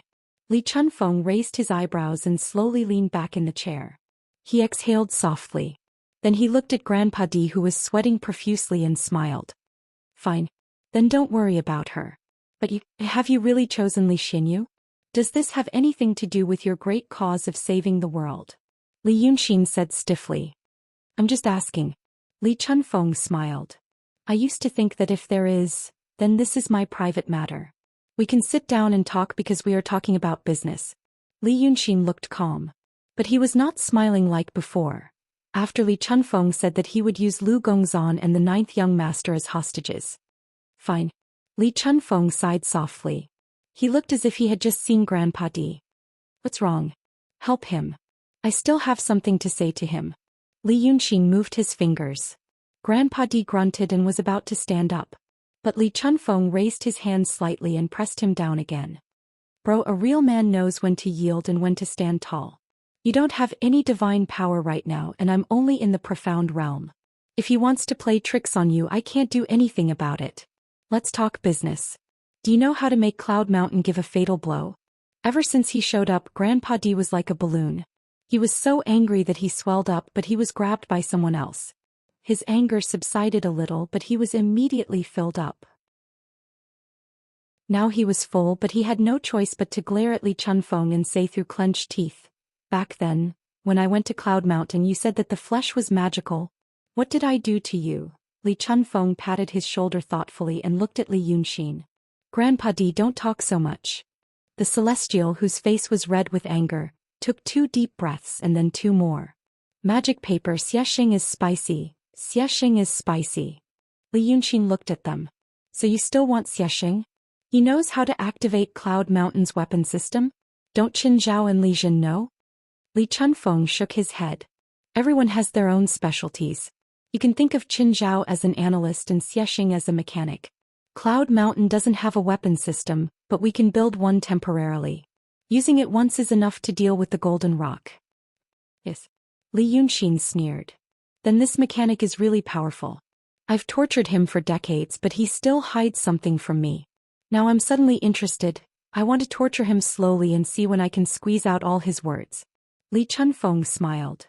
"It's not too late to try after you've used it. Indeed, we can't let him live. It seems that you've formed an irreconcilable grudge with him." Grandpa D glared at them. He really wanted to say that the father and son were really a crooked beam. But the sharp pain at the tip of his tongue stopped him from speaking. He only cursed in his heart. But he already regretted letting Li Chunfeng go to Cloud Mountain a few days ago. He just wanted to see what he had to say. This was Li Yunxin's father, and the two didn't seem to be on good terms. He wanted to get some useful information from Li Chunfeng. But he didn't expect that Li Chunfeng wouldn't lose to Li Yunxin in terms of eloquence. He was soon convinced that he had found a better choice. Now he realized that meeting one of the two was already bad luck. But now he actually met two. He was really unlucky. He just wanted to end this quickly. No matter what he planned to do in the future, he had to get away from these 2 pests first. Just as he was thinking, he suddenly saw someone jump up from downstairs. The 3 of them had hidden their identities when they came here. They walked properly and spoke properly. But this person didn't seem to care about what the people on the street thought. Luckily, they were only on the 3rd floor. People who saw them would probably think that they had met a Jianghu swordsman with extraordinary kung fu. The 3 of them were familiar with each other. It was Bai Yunxin. She landed at the table and immediately looked at Li Yunxin. She carefully looked him up and down as if there were many things she wanted to say in her eyes. In sharp contrast to the 3 people at the table, she looked happy. Then she looked at Li Chunfeng. This arrogant demon of the mysterious realm actually bowed to Li Chunfeng respectfully and said in a soft voice, "Mr. Li." "Am I late?" Grandpa D felt goosebumps all over his body. Chapter 8:20. Li Chunfeng first glanced at Li Yunxin, who was staring at him, and then at Bai Yunxin. He smiled, stood up, and politely returned the greeting. "Miss Bai." Bai Yunxin hurriedly dodged and smiled. "Mr. Li, I can't accept your greeting." Seeing Li Yunxin's expression, Master Di's face darkened. Li Chunfeng waved his hand again. "Miss Bai, please take a seat. How are you, Meng and the others?" "They're all settled down." Bai Yunxin answered with a smile. "I bought a house for them in the city. The original owner was happy to entertain them. He also treated Demon Cat's injury. She's fine now." After saying this, she looked at Li Yunxin. "What are you talking about now?" Li Yunxin was about to speak, but Li Chunfeng said, "We're almost done. It's about the matter between the 2 of you." Yunxin said she has some ideas. Bai Yunxin was stunned and immediately said, "I don't have any ideas." Li Chunfeng smiled. "The names of the 2 of you, I mean Xiao Er. Li Yunxin glared at him. But he saw Li Chunfeng also winked at him. It seemed to be saying, if you don't agree then you talk to her. Bai Yunxin looked at the two of them and their eyes turned into knives, spears, swords and halberds. They talked back and forth on the table in silence. After 2 breaths, Li Yunxin stood up. I have some ideas. He looked at Bai Yunxin. Let's talk while we walk. Take me to see Yu Meng. After saying this he stood up and walked away. After 2 steps he turned around and threw a ball of green light to Li Chunfeng. For you. It was none other than Xiaxing's remnant soul. From the time they walked out of the restaurant to the time they walked on the crowded street, Li Yunxin didn't say anything. His face looked calm as if he was thinking about something. Bai Yunxin could see this so she didn't say anything. When she walked she really looked like an ordinary girl in the human world. She was beautiful and dignified, attracting the attention of almost everyone on the road. But looking at the clothes and temperament of the people around her, he knew that these 2 people were either rich or noble, so they wouldn't come looking for trouble for a while. Just like that they walked into a deserted alley.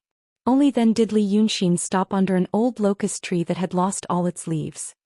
No matter what Li Chunfeng said to you before, what he promised you, you shouldn't trust him. Bai Yunxin was stunned. She still looked like an ordinary mortal woman. She looked up at him and asked, didn't he tell you before that he might facilitate things between us? Li Yunxin sighed. There is one thing you may not know, Li Xinyu was saved by me. Bai Yunxin slowly furrowed her brows. What does this have to do with anything? He wanted to use our relationship to make your foster father lower his guard. Li Yunxin looked at her and said seriously, then he planned to get rid of him. As for marrying you and becoming in-laws, it was all a cover. I didn't want to do it so I told you. After a few breaths, a veil seemed to be removed from Bai Yunxin's face. It was the veil that made her look gentle and peaceful, like a mortal woman. A gust of wind suddenly rose on the street, swirling and sweeping away the dust and dead leaves. Bai Yunxin slowly widened her eyes. Li Xinyu is just an obsession. She's a ghost cultivator, just an obsession. The female monster's breathing became heavy. She doesn't know what she wants at all. If she hadn't met you she would have fallen in love with another strong, good-looking demon. She doesn't like you. You're a smart person, don't you know that? Li Yunxin sighed. Now we're talking about Li Chunfeng's plot against your foster father. You think he doesn't know? Bai Yunxin said angrily, but he doesn't care. Qin Zhao won't let anything happen to my foster father, no matter what Li Chunfeng wants to do. Li Yunxin was taken aback. Did your foster father tell you something else? When they were trapped in Hatred's palace in Mount Manwan, they had speculated about the relationship between the Golden Rock Shinryu and the art saint in a room. But at that time their knowledge was limited and they didn't get the right answer. Even Bai Yunxin took a wrong turn. But now from what she said she seemed to have a clear understanding of the cause and effect between the 3. He told me after he got out. Bai Yunxin stared at Li Yunxin. My father was acting with Qin Zhao. She paused and suddenly asked a seemingly irrelevant question.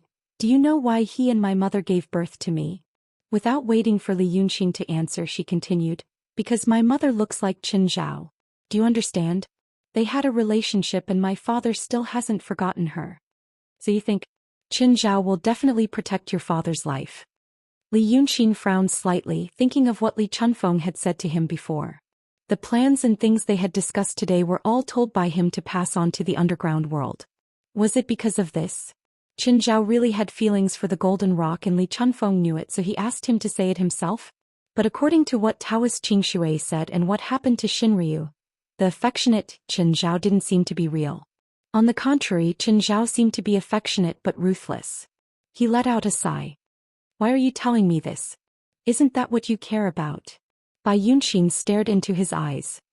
You feel that being with me is tied to your father's scheme against my father. So you feel that this relationship is not pure and you are being used. But now you should know that what happened between us has nothing to do with my father and your father. My father doesn't care. Li Yunxin was silent for a while and smiled. So that's how it is. But it's not because of this. His tone became calmer and gentler.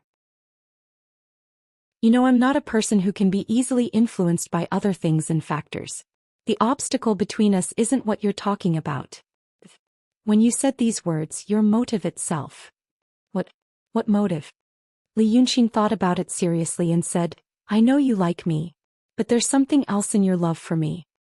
You're rational. You think about yourself, the people behind you, and the situation around you. Whether it was when you left with the evil spirit at the foot of Yunshan or when I asked you to leave on the sea, you asked me to leave. Bai Yunxin glared at him. You asked me to leave. When I was at the foot of Yunshan, I had to go back. My father was about to wake up. I also had to prevent my mother from doing anything to you. I also wanted to tell my father not to do anything to you after he woke up. Don't. But Li Xin, you won't leave. Li Yunxin interrupted her calmly. She will definitely choose to stay by my side. I know what you mean. You consider the situation and the overall situation. You stand at a higher position and think for me. You also have a longer view. But Li Xinyu only has one obsession. She only has me in her eyes. For the sake of me, she doesn't think about the future or plans. Ask a normal person to say who is better between the two of you. Everyone will say it's you. You're much more rational than her. Since you know that but I'm not a normal person. Li Yunxin spread out his hands. Look at me. Don't you know me well enough? I'm insecure and selfish. I don't want rational love and affection. I just want a person to give to me without any purpose or intention. Only such a person can make me feel at ease. Even if that person isn't rational enough, can't do anything big, can't think far, it will still make me feel at ease. Yes. You want to say which love and affection in the world doesn't have some rationality. I also know that the so-called liking and love should be mutual giving by two people. It's very unreasonable to ask one person to sacrifice for the other. But I'm such an unreasonable person. I used to think that I might like interesting souls. But after these things, I realized that if a person has an interesting soul but is rational, I will be afraid of her. I will have a hard time scheming against her, understanding her and guarding against her. If one day her rationality tells her to do something else, tells her to hurt and betray me, how will I be hurt? I know myself. Li Yunxin smiled. I will definitely hurt others. Even those who love me to the point of being rational will be hurt because of this one day. In fact, I also want to ask you, why do you like me? Li Yunxin looked at her. You saved me from the beginning. After that, I didn't do many things for you.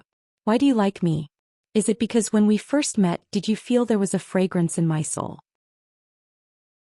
Or is it because the only person in the world who is worthy of you, who doesn't make you feel bored, is me? If that's the case, how different is your love for me and Li Xianyu's obsession?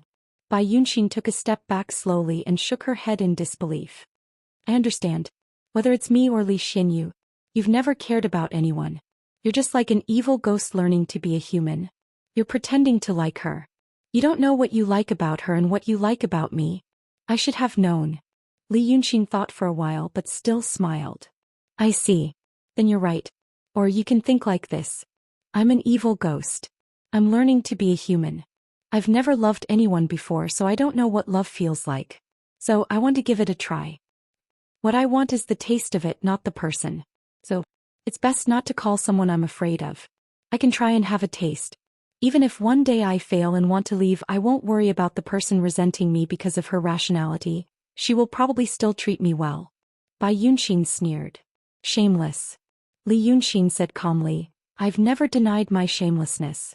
And what if I succeed? He looked at Bai Yunxin. So if you know what I'm thinking, do you still dare to be with me? The banshee frowned and thought for a while. Li Yunxin smiled again. Li Xinyu won't think about it. Now do you understand? Bai Yunxin's aura slowly receded. The chilly wind at the corner of the street also gradually disappeared. She took 2 steps back and her voice was no longer angry. It doesn't matter whether I understand or not. Maybe you're right, I have to be rational. For example, I want to ask you now, Li Chunfeng wanted to harm my father. Since you planned to refuse me, you should have known that I would hate you because of this. Why did you tell me? That's not how you do things. Li Yunxin thought for a moment and let out a long sigh. My style. I don't even know what my style is. If you think that I'm good at scheming and think that's my style, it means that you don't know me very well. In fact, what I like the most is not hiding in the dark and shooting but fighting with my bare arms. But in the past I could easily be killed by others if I did that, so I had to use some less exciting methods. But now I'm already the supreme. The only one who can be my opponent on the land is probably your father. Do you think I'll want to test my strength? You mean you're challenging my father to a duel? Bai Yunxin's voice became calmer and calmer. She controlled her anger very well. Qin Zhao did not know if she suppressed it or if it had really disappeared. It's not that I have to fight, if he's willing to give up his body. Because Li Chunfeng thinks that what he wants is related to the survival of the world, and Qin Zhao's. If he really has feelings for Qin Zhao, he might give up himself for Qin Zhao. He won't make it difficult for her to choose between keeping him or killing him. Bai Yunxin sneered. She was no longer as infatuated as before. Then aren't you worried about Lu Gongzan and Jiuer's safety? You'll take good care of them, Li Yunxin said. Hummy. Bai Yunxin laughed mockingly. But, do you know how Yu Meng and the others got their house? No one would be willing to give up their house, especially one that young master Yu feels comfortable with. I'm guessing you killed everyone in the room. The dead won't object. Li Yunxin shook his head. What are you trying to say? You kill without batting an eye? But I know you're a good girl. If you hate me, you won't take it out on old Lu and Jiuer. Bai Yunxin was so angry that she laughed. How can you be so sure? Because your mate has been with you for a long time. Li Yunxin sighed. When you were lonely, you chased after Jiuer and said that you wanted to eat him, but you didn't really eat him. You went up to Cloud Mountain a few times to ask for the feather robe, but the cultivators from Xianmen didn't really kill you or imprison you, not only because your father is the Rock King but also because you didn't go overboard. You don't treat mortals as people because you don't think they're the same kind. But it's different for demons. A woman who kills a goose with a smile might be a kind girl. Bai Yunxin was silent for a while. Suddenly 2 drops of tears fell. Li Yunxin, I hate you, she said. Then she turned into a gust of demonic wind, lifting the roofs of the houses on the side of the street and soaring into the sky. Li Yunxin raised her hand to rub her face and stepped into the alley. Chapter 8:21. The demon ran away angrily and didn't say where Yu Meng was. But when Li Yunxin was on the street, he saw a big house in the northwest of the city. The restaurant was 3 stories high and was one of the tallest buildings in the city. But there was a 4-story turret in the northwest. It looked extraordinary from afar. Based on the direction he was walking in, he deduced that it was where Yu Meng was. He passed through the streets and alleys and realized that he was right. It wasn't a temple but a private house. It looked majestic and the street in front of the house was clean and quiet. This should be the rich district of Shuanghu City. He walked through the wall without hesitation. Because the size of this house was very similar to the original house of the Yu family in Weiqing City. The high walls almost took up an entire street. If he knocked on the door and waited for someone to open the door, he didn't know how long he would have to wait. Besides, the original people in the house were all killed by Bai Yunxin, so there shouldn't be any news. But when he really stepped into the house, the first person he saw was a person. Many people, male servants and maids, carrying all kinds of fruits and snacks, hurried back and forth on the garden path. They didn't say a word. It seemed that the owner of the house had ordered them not to disturb the peace. He could tell at a glance that these were indeed people, not demons or ghosts. Looking further into the distance, next to a pool of water, there was a reclining chair on the newly sprouted grass. A person was lying on the chair, covered with a brocade quilt. He seemed to be resting with his eyes closed. There were 2 pretty maids beside him. One was massaging his shoulders and legs, and the other was directing the servants to place the food. His voice was also very low. Li Yunxin could understand this behavior. It was a chilly spring and the house had to be heated. Therefore it was not easy to breathe. So he ran out and enjoyed the fresh air of early spring while drinking hot tea under the quilt. It was similar to turning the air conditioner to 16 degrees and then covering himself with a quilt in the summer in his world. But, didn't he kill them all? He frowned and walked over to Yu Meng's side. The girl massaging his shoulders and legs was Lily, and the one directing the servants was Wu Su. Back in Changji town, the one who was killed by golden light with a single sword strike was the former. But now he looked no different from an ordinary person, as if he had used some kind of method to recuperate. As soon as he appeared, the 2 girls jumped in fright. The servants, on the other hand, were very careful when they approached their master. They lowered their heads and did not dare to casually look at him, so they did not see how Li Yunxin had arrived. But both of them didn't have a bad impression of Li Yunxin. They also knew that he had supernatural powers. After a moment of shock, they regained their senses and called out in unison, "Priest Li." Li Yunxin smiled. "I'm not a Taoist priest. I am a demon. You might as well call me Young Master Li." The two sweetly called out again, "Young Master Li." The servants at the side looked at each other, unsure if the demon this person was talking about was real or not. Things were different now than they were in the past. Demons do exist, this kind of thing everybody in the world already knew. At this moment Wuxia ordered, "All of you are dismissed. Tell your master that my young master is meeting an important guest and will not see any other guests for the time being." The servants hurriedly complied and quickly retreated. Yu Meng then looked up at Li Yunxin, but he was still lying on the chair. "I heard that you have been doing well recently and are already an extraordinary person." Li Yunxin smiled. "It's just your previous realm. Wuxia, have you recovered?" "Rock King helped." Yu Meng said, "You can say that." Wuxia's face became gloomy. Li Yunxin glanced at her, then looked at Yu Meng. Only then did he notice that under the blanket on the chair there was an empty leg. And on the other side of the chair there was a wooden fake leg. He bent down and pressed. He found that Yu Meng's left leg was broken, but the wound had already healed. At this moment he heard Lily say, "Young Master Li, please persuade my young master." Li Yunxin understood what was going on. On the night he helped Red Madam reconstruct her body, he had thought of this method, using his own flesh and blood to do this. This involved some difficult-to-explain principles. There should be an answer, but because of the attitude of the Taoist sects in this world, if you know how then don't bother to know why, it became a muddle. Using flesh and blood to reconstruct the body was easier and less likely to go wrong than using ordinary methods. Moreover, the reconstructed body was more like a human, if the practitioner's level of cultivation was not high. As for the method he used, it was naturally more brilliant than the ordinary method. But the problem was, although he had been immersed in painting for many years and should be more familiar with the construction of the body than Golden Rock, Lord Rock had lived longer than him. There was no reason to use Yu Meng's flesh and blood to reconstruct Wuxia's body.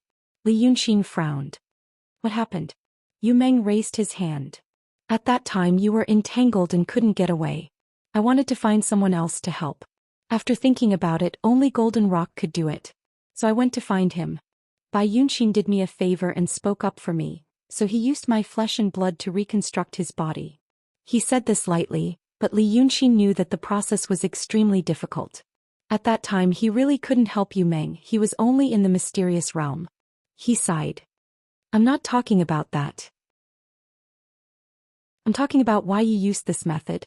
Why do you have to do this? You're not the Grand Elder now, it's not difficult to ask him to get you a leg." Yu Meng smiled. "Since you're the Grand Elder now, you should be able to see more. For example, karma and karma. Wuxia lost her life because of me. I should pay her back." Wuxia raised his sleeve and wiped the corner of his eyes. Li Yunxin sighed. "I understand. You should pay her back. But why do you have to limp? She'll be sad to see you like this every day. People who don't know you might think you want to use this to sell her favor. We've always remembered young master's kindness, we can't forget it." "Young master doesn't mean that," Lily said. Yu Meng smiled. "Young Master Li doesn't mean that either. Go get me a heater. Let's talk. And call the sheriff." Wuxia and Lily hesitated for a while, then slowly walked away. Then they turned around and said, "Young Master Li, you have to persuade my young master." Li Yunxin nodded. After they walked some distance away, Yu Meng said seriously, "I don't want to owe Golden Rock a favor." "What do you mean?" "You should know what kind of opportunity the Golden Rock had to become a Grand Supreme. It's because of the Heavenly Heart Law. I used to be the leader of the Celestial Sect. Now I'm asking him for a favor. It's a bit far-fetched to explain this in the secular world, but you should be able to understand." Li Yunxin thought for a while. "I understand. Ask him to help you, but use your flesh and blood. Don't use his things. We don't owe each other anything. But you didn't want Golden Rock's help. Now I can help you." Yu Meng smiled lazily. "It's also because I know there will be a battle between you and Golden Rock. All the more I don't owe him a favor. Speaking of which, do you know how I got here?" Li Yunxin was slightly stunned. Not owing him a favor because he and Golden Rock were bound to fight. Coming from Yu Meng's mouth, these words should be true. He was a little absent-minded. Even though it was only for a short while, in his list of people closest to him, Yu Meng's name was not included. But now, he actually saw himself as a friend. He didn't know what caused this. Or rather, after he searched through their past experiences and interactions, he didn't feel that he had ever provided any benefits for him. No, it had nothing to do with benefits. Li Yunxin sighed in his heart. Maybe seeing someone pleasing to the eye and treating him as a friend for no reason. This kind of Jianghu legend was true. It was just that he was still unable to truly comprehend this feeling at the moment. He hoped that one day he would understand. There seemed to be too many things he couldn't understand. So he smiled and skipped this thought. Did Bai Yunxin bring you here? She brought me here. Yu Meng nodded slightly and picked a grape from the small table next to him. He didn't know where he got this grape from in this season. I was worried that she would kill someone. I know her temper. She never sees people as her own kind. Coincidentally, I also know the owner of this house. He used to be friends with my family. He did business. It wasn't as big as my family, but it wasn't small either. Now my family is gone, but my connections and channels are still there. Maybe because of this he treated us quite well. So I told Bai Yunxin not to hurt him. The demoness actually agreed immediately. She said that since you don't like her killing people, let him go. Yu Meng pinched the grape and thought for a while. He retracted his hand into the quilt and looked at Li Yunxin. When she said that, her expression and tone were unusual. I guess she fell in love with you. I also know that you two used to have a lot of connections. So I don't know, what are you going to do to Rock King? It's just her wishful thinking. Li Yunxin sighed. I told her everything before I came here. As for Rock King, it's not about what I want to do to him. It's about me needing someone to protect me. I don't want another uncontrollable powerful being to appear in the Midland. Based on these 2 points, he has to die. Yu Meng thought for a while and suddenly said, Li Chunfeng told me to persuade you to do as he said. From the looks of it, do you have another way? Li Yunxin wasn't surprised at all. His father was actually very similar to him. He would never let go of any possibility.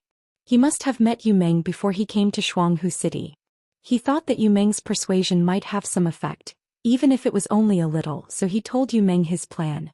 Li Chunfeng might have a lot of detestable aspects in other areas, but he was definitely a cautious person. So Li Yunxin smiled and didn't hide it from him. From a rational point of view, his plan is brilliant. But it's too despicable. Yu Meng twitched the corner of his mouth. Li Yunxin spread her hands. What? Pretending to marry someone's daughter and then killing her father. Then you might have to imprison or seal the daughter. Can you accept this? Yu Meng said, yes. So what are you going to do? I'll fight with him. Li Yunxin said seriously, before I came here it was just an idea. But after hearing your evaluation of him, I think my plan can be implemented. If I lose, I'll find another way. If he loses, he'll give me his body and I'll protect his soul. The current situation isn't good for him. I guess he won't dare to go back on his word. A mysterious smile appeared on Yu Meng's face again. Li Yunxin frowned. What are you smiling at? I understand. Yu Meng said with a smile. You have another plan? Right now it's just a cover-up. Speaking of this, I'm really curious. How are you going to plot against the real Grand Supreme Master? After all, your cards are on the table. I'm serious. Li Yunxin said seriously. I want to fight to my heart's content. Let's have a decisive battle on the top of the Forbidden City. Let's have a showdown between masters. It's also a wish. Yu Meng just smiled. The most interesting thing is that even I know this is not your style. Jin Peng and Bai Yunxin should know better. You put out this cover and they will see through it at a glance. Then they will wonder why you said and did this. So you plan to use this method to disturb Jin Peng's mind, forcing him to be cautious and not dare to harm Lu Gongzan and the 9th young master? Then ask him to invest a lot of energy and attention in the easy to think of things, and then you attack him unexpectedly like before? Li Yunxin sighed and did not speak. Yu Meng smiled. I won't guess. He pointed to his broken leg again. The reason why I didn't make a new one for myself is that I don't want to get involved in these things anymore. And I don't want to deal with any supernatural powers. I just want to be an ordinary person in this life, a rich and happy ordinary person. So what's the big deal about losing a leg? After all, I have someone to take care of me. Li Yunxin looked at him. Are you serious? The two little girls will not have an easy time. I'm looking for a house. Yu Meng said, Shuanghu City is not bad. I plan to live here. When the house arrives, I will marry the two of them and make them my second wives. Li Yunxin shook his head. You Xianmen sages are really interesting. You just want to be immortal and don't want to care about the world. As for the other two, they want to cultivate their feelings again. In the end, you are all running away from the past and we have to clean up the mess for you. Yu Meng smiled. I helped you take care of the cat demon and you do one more thing for me. Then I can really draw a line between you and me. You don't have to worry about the world calamity. Being a free rich man is much more interesting than being a Xianmen sage. Li Yunxin nodded. What's the matter? Tell me. Make me rich for a lifetime. It's not troublesome, just a few decades. I want to be rich. Li Yunxin thought for a while. Making you rich and not asking you to cause trouble. It's much more difficult than asking you to cultivate for a long time. Hey, I'll promise you this. As he said this, he saw a black shadow rushing over from afar. The voice sounded like it was crying. Your Majesty. Chapter 8:22. Before he could react, he was hugged by the cat spirit. The cat spirit rubbed against Li Yunxin's chest, chin, and neck as soon as she was in his arms. Luckily, her hair was tied up in a bun. Otherwise, the jewelry she wore would have been rubbed into gold and silver foil. But it wasn't a cat, it was a living, beautiful woman. Just like a pheasant used to get up early, a cat still had the habit of being coquettish. Her delicate body wriggled in Li Yunxin's arms.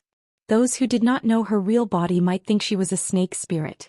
Li Yunxin was confused by her enthusiasm. In the past, the cat spirit liked to wink at him occasionally. She was the boldest and the most lively one among the four monsters. But now, because they had been separated for so long, she was much bolder than before. He just stroked her hair and said softly, Okay. Yu Meng looked at them and coughed. Okay, you guys take your time to catch up. I won't disturb you. After saying this, she lifted the quilt, took out her fake leg and skillfully put it back on. Then she stood up and walked out of the garden. She could move freely. She didn't look like she was disabled at all. Li Yunxin remembered that she used to be a top master in the secular world. It seemed that there was no need to make another leg. Maybe she could make an iron leg in the future and float on the water. After Yu Meng left, the cat spirit left him. She looked up at him and blinked. Suddenly, the sweetness faded away. Why, King, did you see Bai Yunxin? Li Yunxin was surprised. The cat spirit looked back. I was worried about him. Then she pulled Li Yunxin's hand and put her body on his arm. But I was really happy to see you. Li Yunxin smiled. You little vixen, you also know how to put on an act. What's wrong? Why are you worried about him?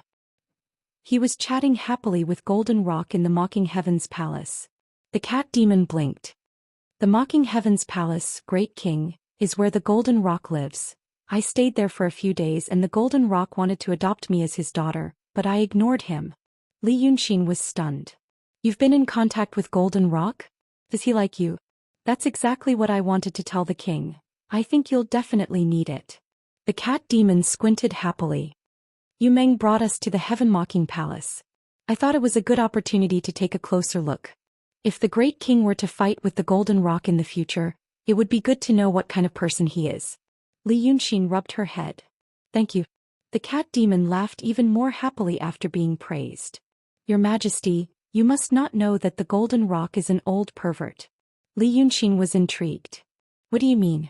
These words had indeed piqued his interest. He had been surprised when he found out that Bai Yunxin's mother was the evil spirit. But now that he thought about it, it did not seem to be unacceptable. Although the evil spirit was born by Shinryu and the Golden Rock, it was not the kind of birth in the human world. Instead, the evil spirit was split from the spirit. Moreover, it was a demon, so it was normal that it did not care about human ethics. Therefore, it was not strange that the Golden Rock adopted the evil spirit and gave birth to Bai Yunxin. After all, there were many things in the human world that were more abnormal than this. But later on, he always announced that Bai Yunxin was his adopted daughter. Maybe it was because he still had some scruples about human relations. But before this, on the street, Bai Yunxin told him that the Golden Rock adopted the evil spirit because it looked like Qin Zhao. Qin Zhao created Shinryu for himself, so it was normal that she looked like him. Shinryu and the golden rock then created the evil spirit, so it was normal that the evil spirit looked like Shinryu. For Qin Zhao's plan to kill Shinryu, the golden rock was willing to cooperate with her and sealed himself for 1,000 years. Such a sacrifice could be explained by the fact that he loved Qin Zhao. It would make sense. But Li Yunqin frowned. What kind of person was Qin Zhao? He read the translucent jade scroll and felt that this person was quite normal.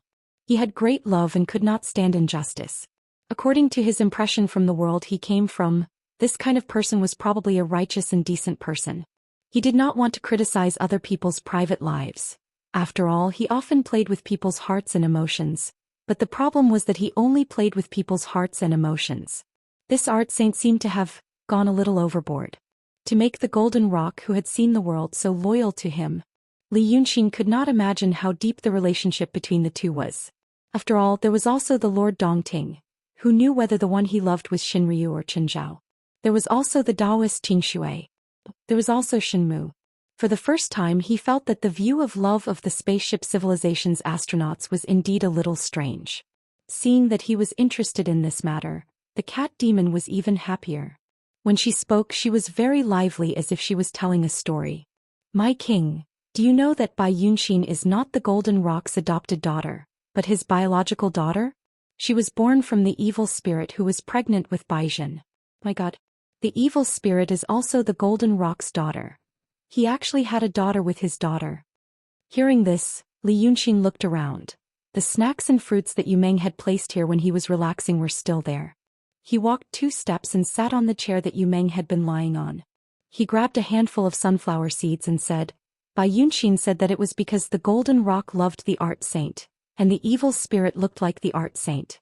That's why they loved each other. The cat demon did not spend as much time with Li Yunqin as the pheasant. Therefore she was not as familiar with Li Yunqin as the chicken demon.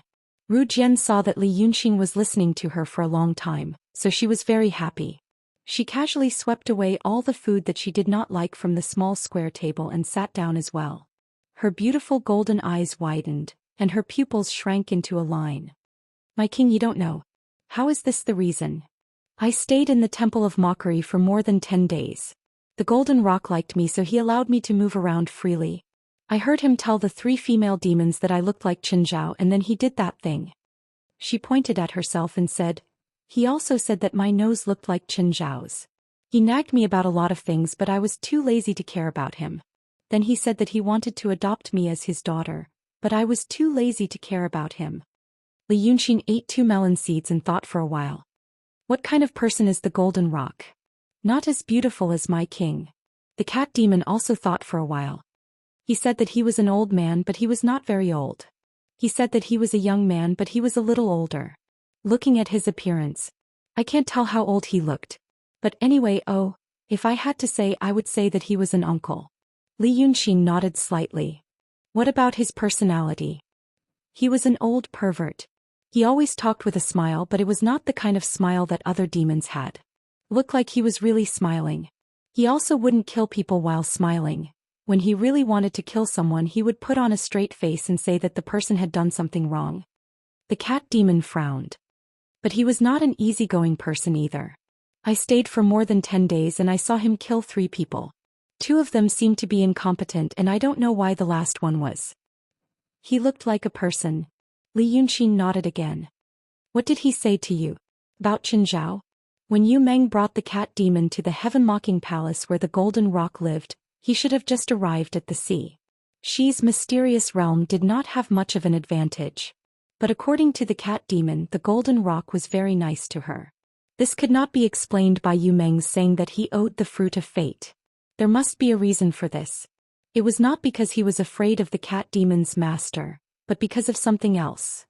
He said that he and the art saint were so congenial and in love with each other. He also said that the art saint had gone underground for some reason, so he was left to guard the world above so that nothing would happen to the world. When he said that, he looked like he was about to cry, as if he was sincere. But my king, don't be fooled by him. He always acts like this when he says this to everyone. He also said that when he saw me he thought of Chening.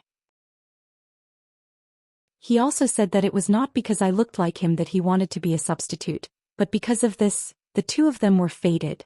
It could be considered a memorial for that dead relationship. The cat demon shrunk her neck as she spoke. It's so disgusting. I ran away quickly. Li Yunxin pinched a seed and peeled it slowly. A thought came to him. Bai Yunxin said that the golden rock was not worried about being killed because he felt that Qin Zhao would protect him. He also felt that the golden rock was willing to do so many things for Qin Zhao because they had a close relationship in the past. The cat demon also said that the golden rock was an old pervert who could not forget Qin Zhao. He also really had a child with the evil lord who looked like Qin Zhao. He should be able to tell from this information that the Rock King was indeed deeply in love with Qin Zhao. Then, why did that old thing tease the cat demon like he was playing?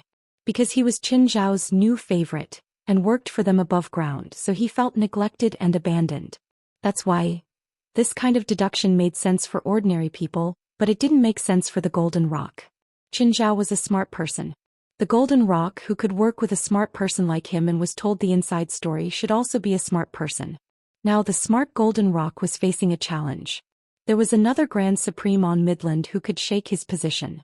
In his opinion, this person had also gained Qin Zhao's favor and had the intention to replace him. If Li Yunxin was the Golden Rock, he would have to worry about his own life. Qin Zhao even killed the Shinryu, not to mention the Golden Rock. Moreover, she had been underground for many years without any news. She might change her mind again. He would not be like the Golden Rock who felt that Qin Zhao will definitely protect my life. He should try to contact Qin Zhao again and find out what was going on. At the same time, he would prove to Qin Zhao that he was more useful than that person. But this was not easy to achieve. Li Yunxin could stand out mainly because of his background. This kind of halo was something the Golden Rock could not learn. If this did not work, then he might as well be more thorough. He would kill all those who walked on the land and worked for the underground. Qin Zhao had no one to use, so he had to rely on him. At least the Golden Rock who did not know more about the inside story should think so. Then whether it was his various behaviors or the information he had revealed to him through Bai Yunxin, they were all to make him feel that, because of Qin Zhao, he did not want to shed all pretense of cordiality with him, the new nobleman. Previously, he had sent the Lord of the Night and the Lord of the Clouds to the city of Wei to make him know that he was unwilling. Then he used these things to make Qin Zhao lower his guard and cover up his killing intent. When Li Yunxin thought of this, he sighed in his heart. He was busy saving the world, but he had to think about these things and play house with the Golden Rock. What a small world.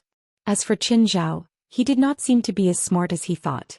He had first created a Shinryu, but in the end he could not get rid of her. He could only rely on the Golden Rock to solve the problem. Now he had left the Grand Supreme Golden Rock, which was also a problem. Seeing that he did not say anything, the cat demon thought that he was listening attentively. Then he excitedly talked about the layout and decoration of the Heaven-Mocking Palace and so on. Then he talked about the interesting things he had seen, but he did not know if he added details. Finally he said, "So, I thought that the Golden Rock was very polite to you, Meng. Maybe the two of them were scheming something. I pretended that I was not feeling well and could only tell you when I saw the king. King Bai Yunxin said that she wanted to marry you. I was afraid that she wanted to harm you." Li Yunxin only smiled. "You don't have to worry about her. There is no possibility." But in his heart he was thinking, if the Golden Rock really had the idea of killing all the people on the ground and forcing Qin Zhao to respect him again, what would he do?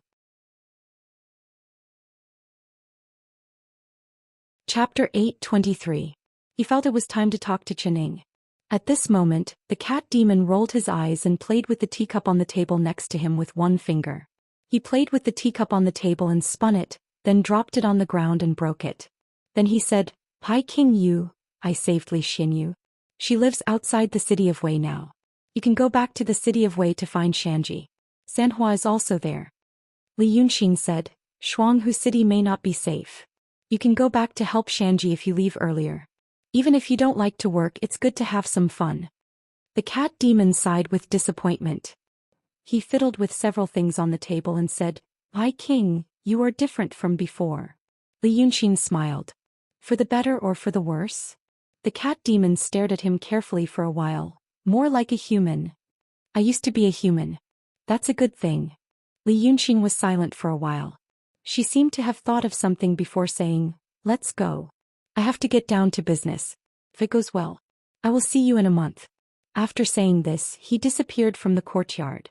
The next moment he reappeared in the restaurant where he talked with Li Chunfeng. He had left for less than an hour, but it was still empty when he came back. Master Di was not there. Only Li Chunfeng was sitting by the window with a cup of wine in his hand. He was not surprised to see him reappear in the hall. He just sighed. I guess you told Bai Yunxing what we are going to do? Li Yunxing walked to the window and put his hands on the railing. He looked at the street and said, I didn't agree to it from the beginning. It's not what I am going to do. I told you everything. To what extent? I told you that you wanted me to marry her just to make Golden Rock lower his guard so that you could kill him. Bai Yunxin has already left. She should have brought the message. Li Chunfeng drank up the wine in his cup, shook his head and poured himself another cup. You should know that it will be a big variable. If you fight against him, no matter who wins or loses, all living beings in the Midland will suffer, all for your pleasure. Is this appropriate? That's why I want to talk to Chining. Listen to what she says. You should know how to contact her. Li Chunfeng was silent for a moment, then drank 3 more cups. Li Yunxin turned to look at him and found that his face was slightly red.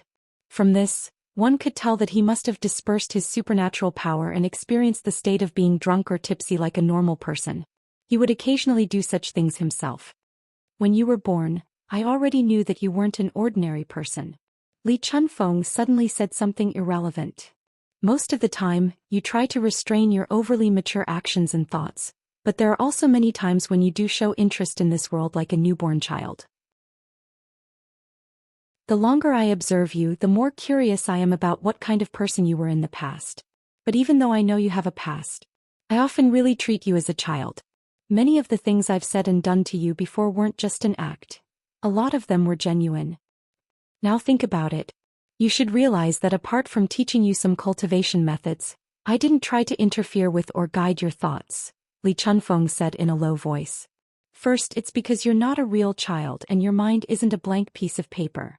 I taught you how to think, but it's hard for you to accept it.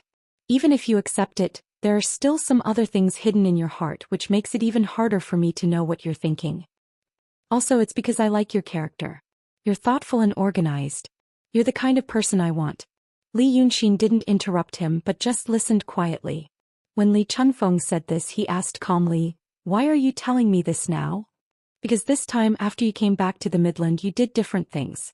You helped Li Xinyu and Shanji settle down. Then you looked at Yu Meng and that little cat spirit. Didn't you realize it? You're like a parent now. You're trying your best to think about the children. Li Chunfeng reached out his hand and touched the wine pot, as if he was considering whether he should drink another cup.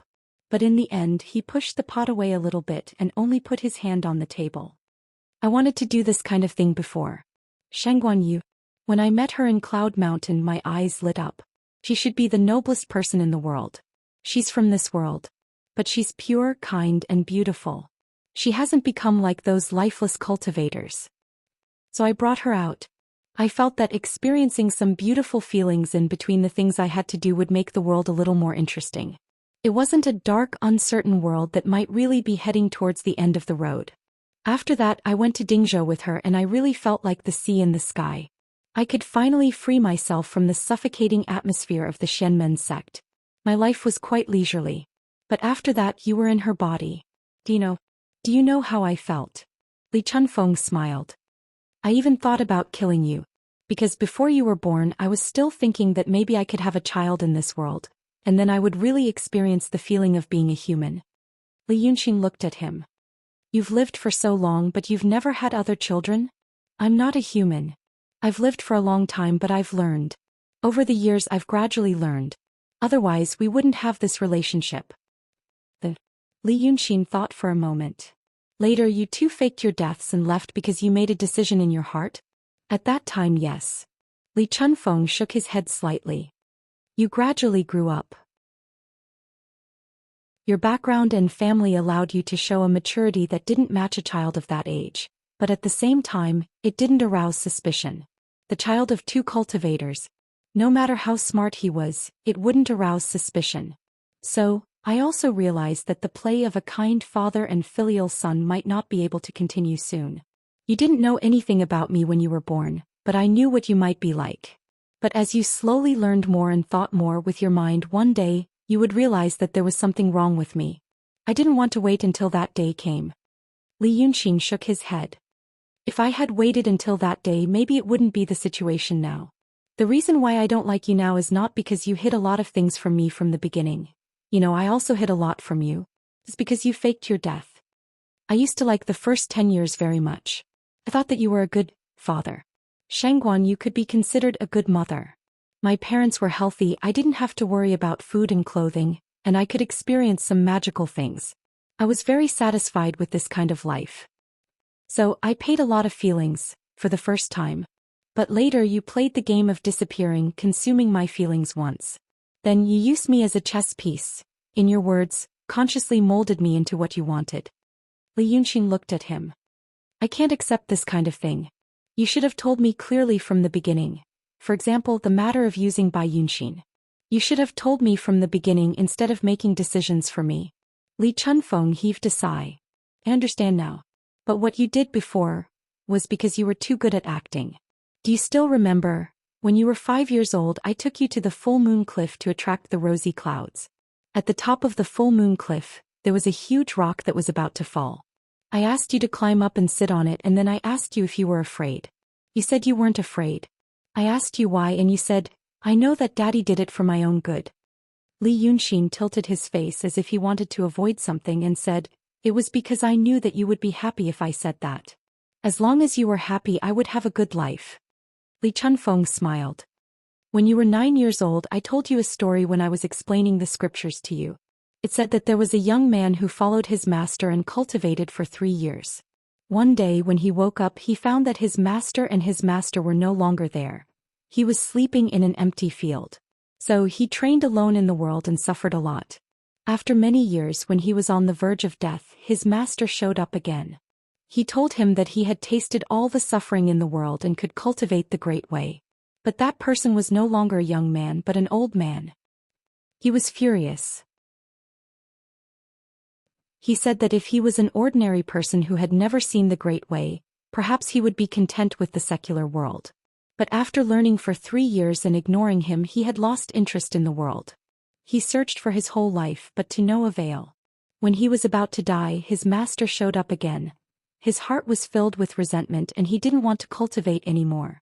I asked you what you thought, and you said that person had entered the devil's path and walked the evil path. You also said that only after suffering can happiness come. That person didn't understand his master's painstaking efforts. He was a piece of rotten wood. There was no pity in throwing him away. Li Yunxin turned to stare at him. You should know that what I said to you in the past was only for you to hear. I made you happy and I saved myself a lot of trouble. Now you're saying all this, what are you trying to say? I want to say that I actually regret it. Li Chunfeng sighed. I thought you were like me, the same kind of person as me.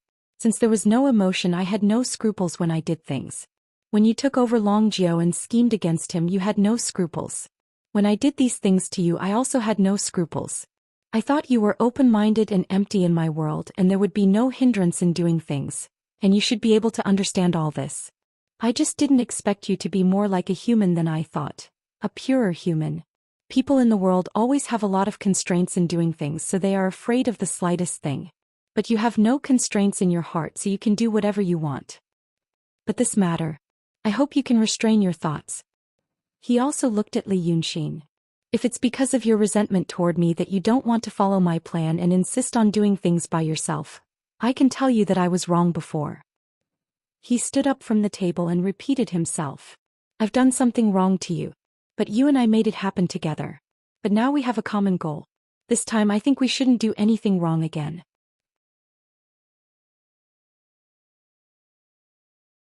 Chapter 8:24. Li Yunxin turned his face away. Holding the railing, he was silent for a while. He glanced at the pedestrians on the street and saw all kinds of mortals. There were masters and servants, friends, husband and wife, mother and daughter, father and son. Perhaps every family had a different way of interacting with each other. Some were happy while others were tormented. However, the ethics of the secular world and the various conditions necessary for survival still bound them together, forcing them to seek compromise and balance in various relationships. As Li Yunxin watched them come and go, she thought of another phrase. Besieging a city. The people outside the siege wanted to walk in, and the people inside the siege wanted to walk out. This phrase was rarely used to describe blood relations. For mortals, they were already in the city from the day they were born. There was no such thing as walking in or not. Only someone with a special background like him would be in the same strange situation, outside the city. Actually, he really wanted to walk in, at least he had tried very hard in the past. He patted the railing lightly and turned his face away. It's not because of hatred. It's not because of willfulness. It's just that our values are different. I don't mind if you want to kill Jinping, but I can't use marriage as a cover. That's my bottom line. For other things, I agree with you asking me to talk to Qining, and I want to do it now. Your apology means nothing to me. He paused. I've gotten over it. Li Chunfeng finally heaved a sigh of relief. If you don't like that method, we can change it. I just don't want you to put yourself in danger. When you have a head-on conflict with Jinping, your safety is the most important thing. Your demonic power comes from the netherworld aura, so you don't have an advantage. Let's think of another way, to make sure nothing happens to you. About the past, it's good that you've gotten over it. I just don't want to make any more mistakes. To you and to others. Li Yunxin smiled. I hope so. Then let's talk about Qining. Li Chunfeng activated his divine ability, and the tipsiness on his face immediately disappeared. Before you meet her, I have something to tell you. I have been in contact with her and I have some idea of her character. This person, her thoughts are not deep. What's scary is her temperament. Li Chunfeng said slowly in a low voice. When you first met her, you'd think she was an innocent woman. Lively and cheerful, just like those women in the mortal world who didn't know the dangers of the world. But in reality, this person is decisive and has an extremely cold temperament. Whether it was the Shinryu, the Golden Rock, or the people of Shimizu, she used them all. Perhaps she did have some feelings for them in the beginning, such as love and friendship. But once he had no choice but to abandon these feelings, he would not be reluctant to part with them. In the secular world, when people interact with others, they are as warm as fire one day but fall out the next day. She is similar. Li Yunxin was slightly taken aback. The Qin Zhao that Li Chunfeng mentioned was something he didn't expect. Previously, when he saw the various traces she left in this world, such as those clumsy paintings, he felt that the art saint was a mischievous girl. But after reading the diary she left in the Jade Scroll, his impression changed. He felt that she was mischievous but also kind and responsible. After learning about Qin Zhao's various affairs from the people of Shimizu, this image became complicated in his heart. But he also knew that this was due to her special social environment in the past. In fact, she was very much like the kind of person who didn't care about sex, who was passionate and heartless. This kind of person might have a messy private life, but when it came to doing business she would have a certain sense of responsibility and morality. Of course, it referred to the morality of some grand goals. But he didn't expect Li Chunfeng's evaluation of her was extremely cold temperament. But thinking about it carefully, it didn't contradict the previous impression he had. There were always two sides to a person's work, public and private. It wasn't uncommon to see people who were passionate, responsible, and moral when it came to official matters, but extremely cold and merciless when it came to personal matters. It could even be said that in his previous world most people who held power were like this. They could cry, hold your hand and say that they couldn't bear to part with you and then tell you to die. He thought about it. You're saying that Qin Zhao might harm me? I'm just telling you to be careful of this. Li Chunfeng looked at him seriously. Everything we think about now, whether it's yours or mine, is from your point of view, to protect you and then save the world. But to her you're just someone else. If there's a way to get a better result, I guess she'll sacrifice you without hesitation, just like how she sacrificed Shinryu. I've deduced it a few times. Although I didn't think of a better way than what we've thought of, it's not impossible. He's also a smart person. Don't expose too much information in front of her, such as your personality and preferences. She'll hear about all these things, but when she really sees you she'll definitely think about it carefully. You have to keep your composure. Li Yunxin thought about it carefully for a while and said, your suggestion sounds reasonable. Li Chunfeng shook his head and smiled. Now that you're already the Grand Supreme, I don't have any other thoughts. I just want this world not to be destroyed like where I was. Then let's wait. Wait for what? In the past, when I contacted Qin Zhao, she would only reply after a few days, Li Chunfeng said. You have to stay in Shuanghu City for a few more days. I'll stay in this restaurant, but if there's any news I'll inform you immediately. Do you plan to? I'll stay with you, Meng. Li Yunxin thought for a moment. Forget it. I'm going to buy a house for him anyway, so I'll just buy a new one. Li Chunfeng immediately said, I'll do it. I've traveled the human world these years and met many people. The Freemasons and Munanju can use it too. It's very convenient. Do you like the house Yu Meng is living in now? Li Yunxin was stunned. The owner of the house is from the Freemasons? Munanju. If you like it, I want him to move out. I won't mistreat him financially. It should not be a difficult decision to make. Li Yunxin hesitated for a full 3 breaths before saying, okay. Then he jumped down the building and landed on the street. At that moment he used his magical powers. They saw him leap from the 3rd floor and land lightly on the ground like a falling leaf.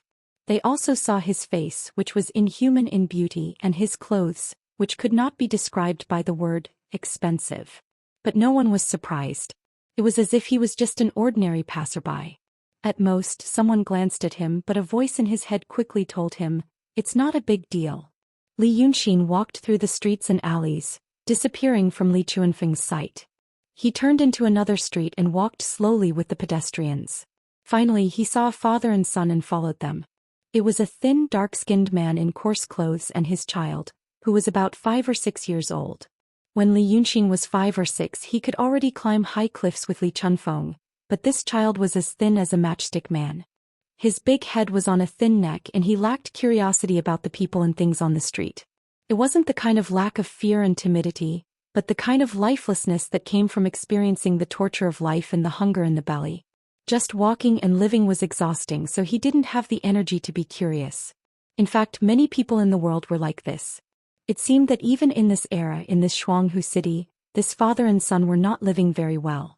Li Yunxin was 5 or 6 steps behind them, so he could hear their conversation clearly. The man took the child's hand and whispered to him. What he said was, when we go to your granduncle's house, call someone first. If you call someone, stay on the side and don't touch anything. If someone gives you food, don't eat it. If someone asks you if you're hungry, say you're not. When you ask your mother, you say that your mother is sick and that you want to borrow money for her to see a doctor or something like that. The child responded weakly.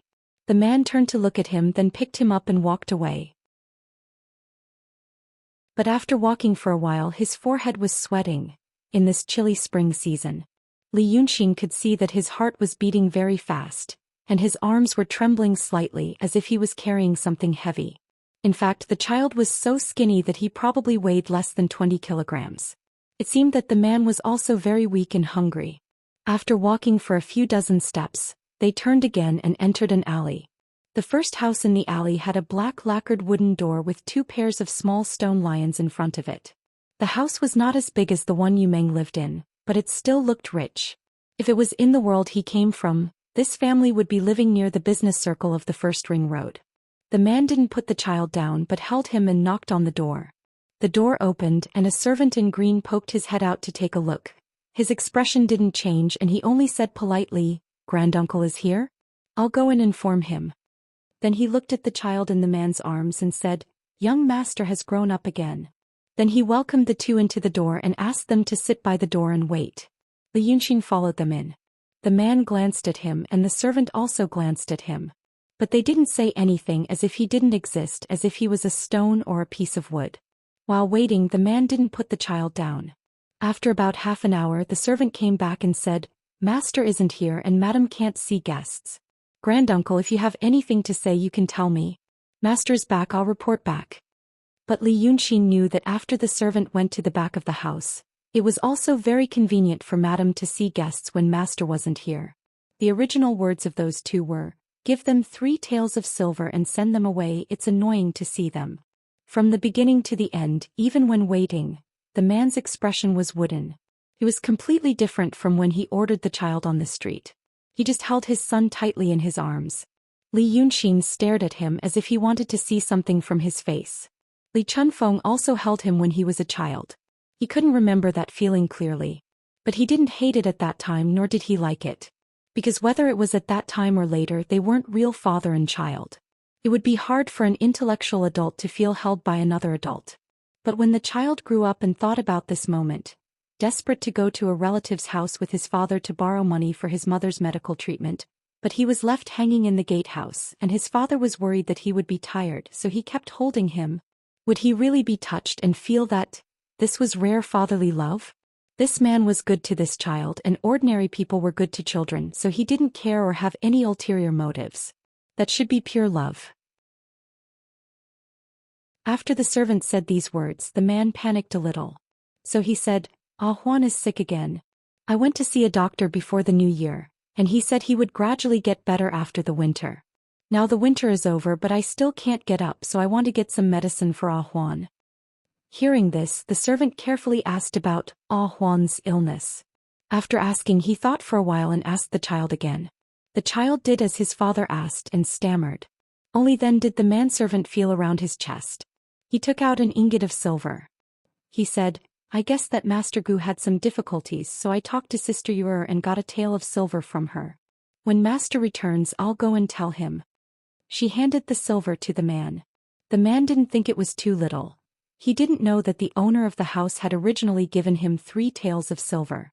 He thanked him profusely and left with the child. Li Yunxin stared at the manservant for a while and narrowed his eyes. But in the end she did nothing but follow the man out. However, there was already a clone left in the gatehouse, following the green-clothed servant. The man carried the child out of the alley and put the child down. Holding his hand, she walked to the front of a bakery. He exchanged 1 tael of silver for 100 copper coins and spent 5 copper coins to buy 10 pancakes and a bowl of soup pancakes.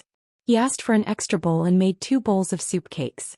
Squatting with the child outside the shop to eat.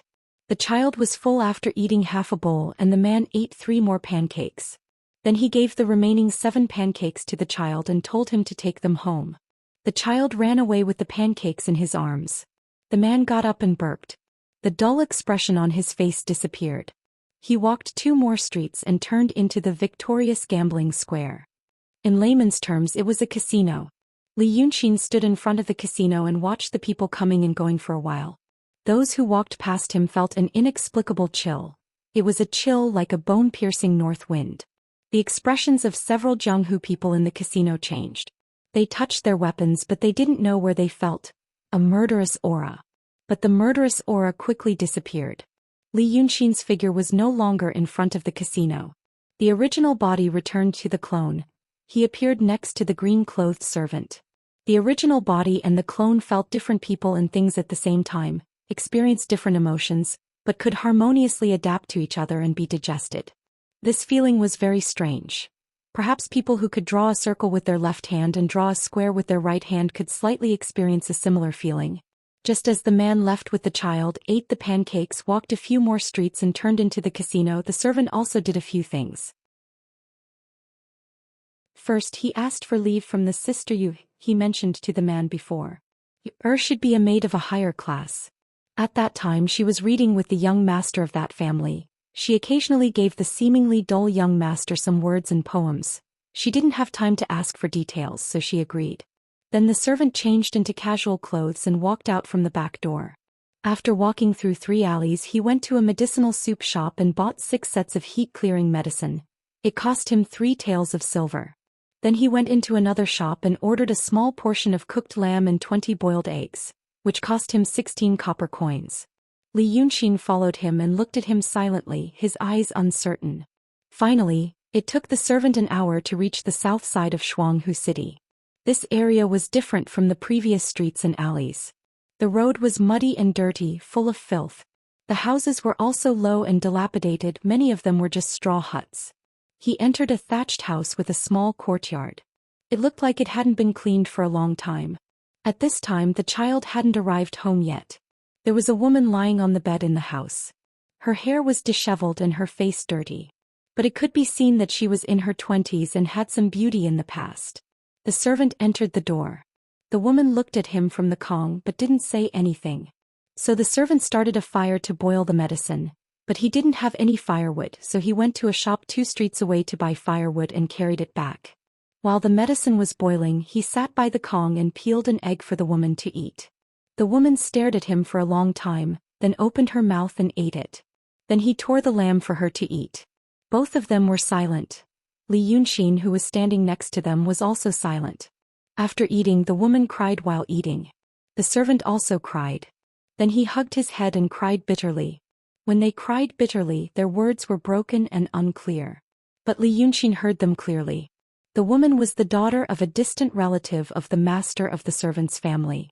Because her family was gone, she came here to seek shelter. After that, she fell in love with the servant for a long time. When she was 4 months old, the truth came out. She was beaten, scolded, and questioned, but she didn't say who the adulterer was. So one night she was randomly married off. Li Yunxin watched them cry. When they cried enough, the servant said, "If he comes back to ask, tell him that the master was worried and sent me to see him." Then he hurriedly left. Only then did Li Yunxin let out a sigh of relief and slowly sat down on the edge of the Kong. After sitting like that for a quarter of an hour, he raised his hand and touched the woman's forehead.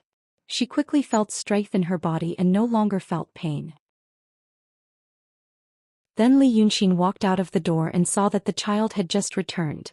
Holding 7 pieces of flatbread, he happily ran into the door and gave them to the woman. So the woman took the rest of the lamb and peeled 2 eggs for the child to eat. When the child was full, he ran into the courtyard to play. When the woman felt strength in her body, she also got out of the Kong. She walked around, looked around, and began to tidy up the house in the courtyard. Li Yunxin sat on the low wall of the small courtyard and watched the child play. Slowly he frowned. He began to ask himself a question. Would the man who entered the gambling house feel guilty to this child one day and confess to him out of conscience? Would a gambling addict who used a child to beg for money have a conscience? If he had a conscience, why would he do such a thing? Today, Li Chunfeng acted like a remorseful and compassionate father. Why would he do such things in the past? This was not like him.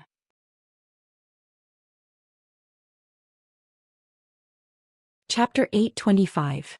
He also realized something else. The servant, the woman, and the gambling addict were all in a relationship that was not pleasant but seemed impossible to get rid of. But he was a third party, so he could think of some practical solutions. That man was addicted to gambling and had no bottom line. In this day and age, it was impossible for him to have a meteoric rise and turn over a new leaf.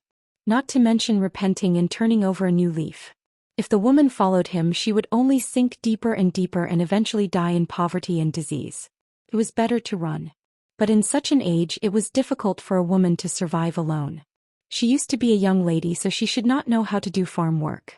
In fact, she could persuade the servant to run with her.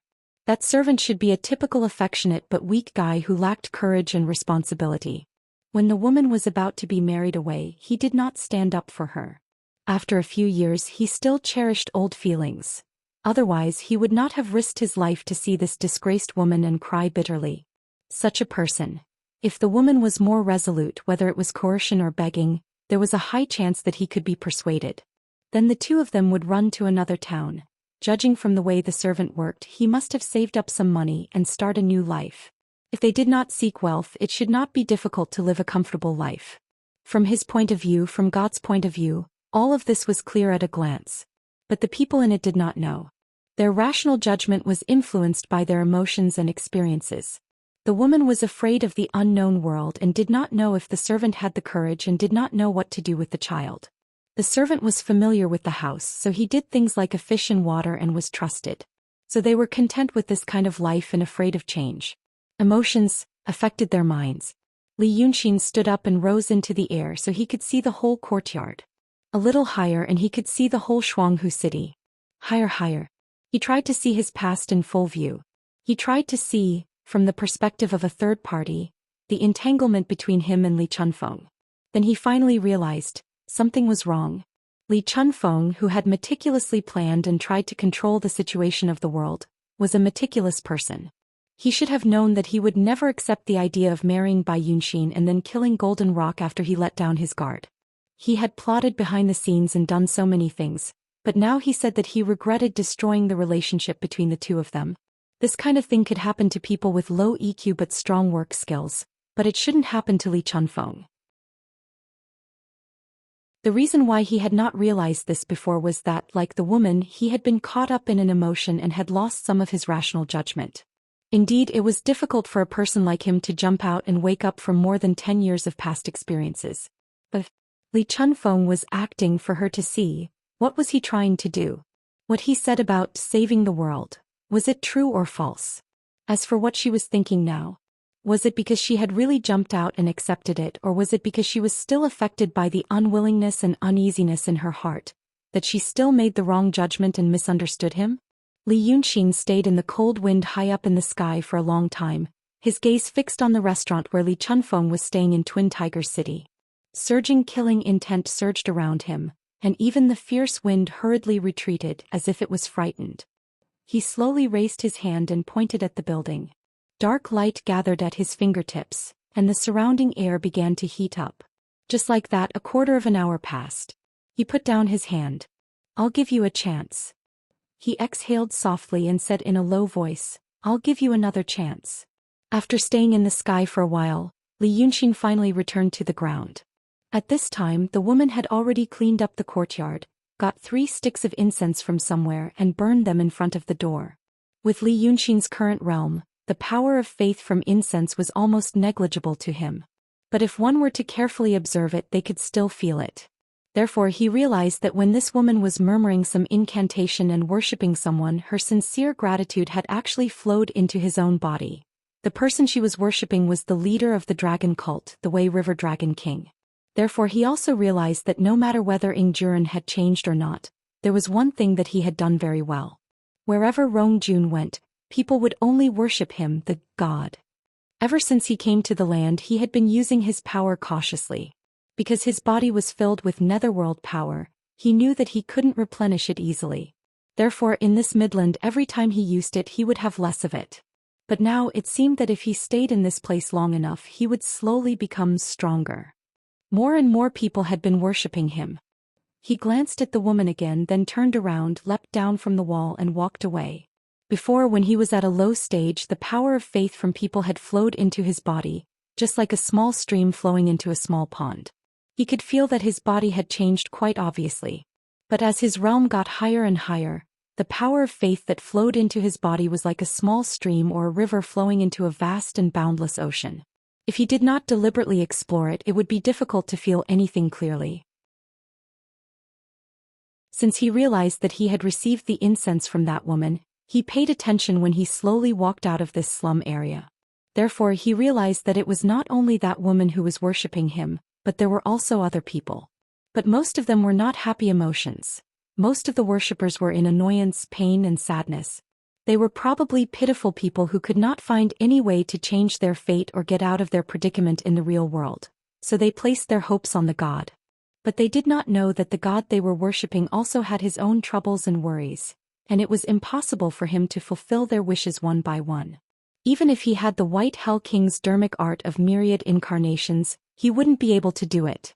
Li Yunxin sighed and did not pay attention to it anymore. Therefore, the disturbing emotions that he experienced were also pushed out of his consciousness. He used a quarter of an hour to leave this slum area, and stepped onto a slightly cleaner street. The houses with high walls and green tiles gradually increased. Although it was not very grand, he could tell that the people living in it had already solved the problem of food and clothing. Therefore, they had the leisure to plant a tall loquat tree in the courtyard, or plant some flowers outside the wall or in front of the door and set up horse posts. He turned into an alley and walked towards the area where Yu Meng lived. He had just taken 2 steps when he heard someone say, "Hey Li Yunxin." He was stunned and stopped. Someone could actually see him. He turned to look at the source of the voice, and found that it was an 8 or 9-year-old girl with her hair tied into 2 buns. She was sitting on the wall of her own courtyard, next to an old locust tree. There were new buds on the branches, and from afar, it looked like it was covered by a thin layer of green smoke. The crown of the tree also protruded out of the wall. The girl should have climbed up the tree. Seeing that Li Yunxin was looking at her, the girl waved her hand, "Come here." Li Yunxin frowned slightly and used his power to look at her. He found that it was really just an ordinary girl, not a clone or an illusion. There was no demonic power, spiritual power, or netherworld aura in her body.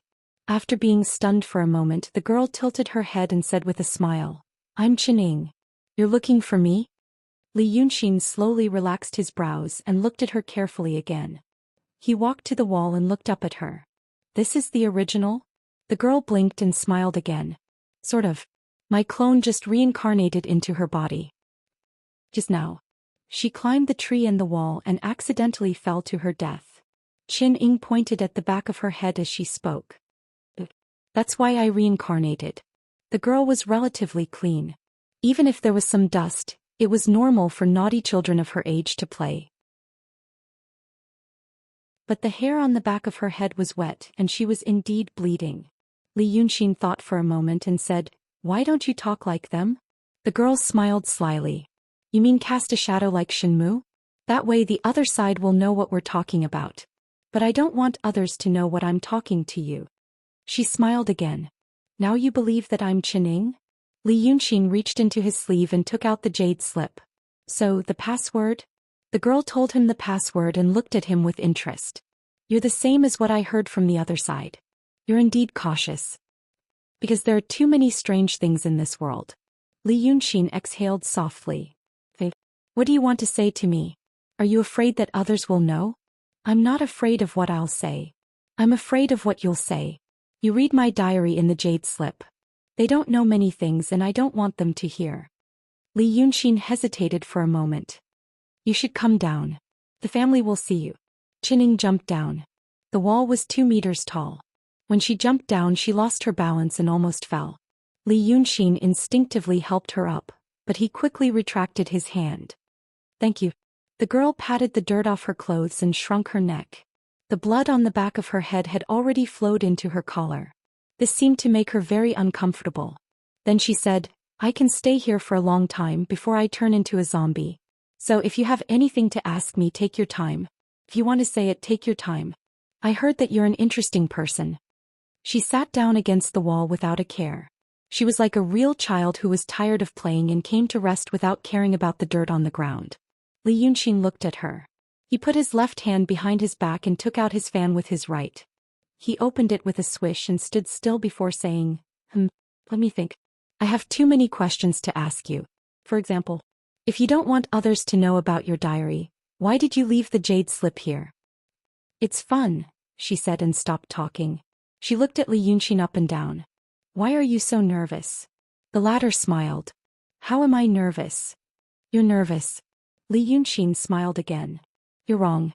Why else would I fan myself?" the girl said, giggling. "Do you feel like you can't place your hands and feet properly? That's called elegance. But you're holding the fan upside down." Li Yunxin immediately looked down and realized that there was nothing wrong with the fan. He sighed, put away his fan and squatted down beside the wall. "Right, let's go." "Fine, a little. But if you've been hearing about someone for a long time and they finally appear, it won't be very peaceful, right? Plus, we're talking about saving the world. You can think of it as me worrying about the fate of the world." So you already know what Li Chunfeng wants to say." The girl thought for a moment. "What's his detailed plan? What's it like?" He didn't want to talk about it before.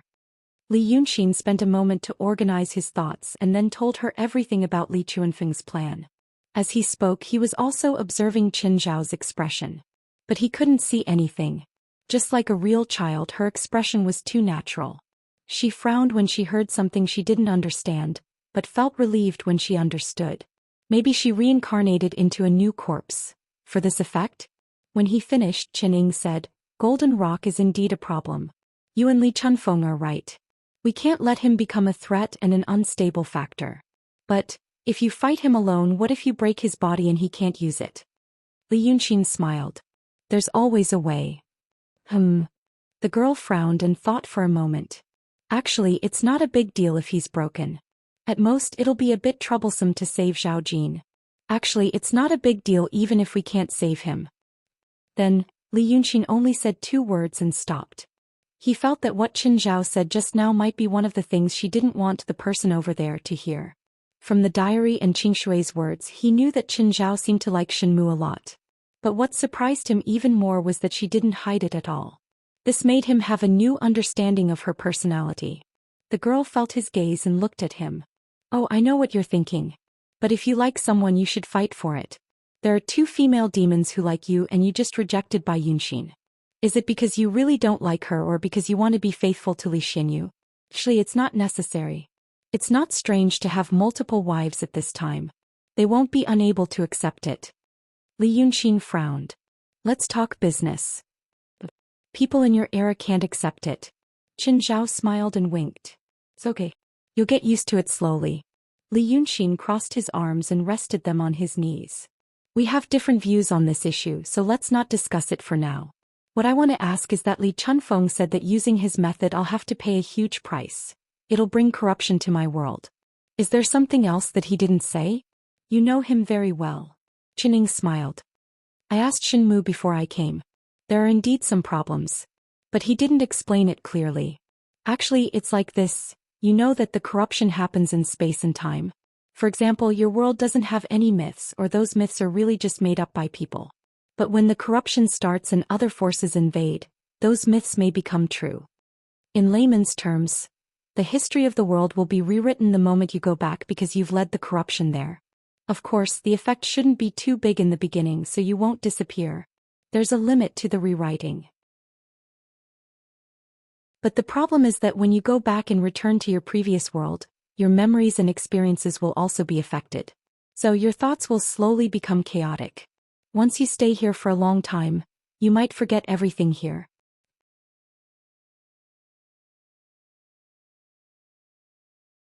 Chapter 8:26.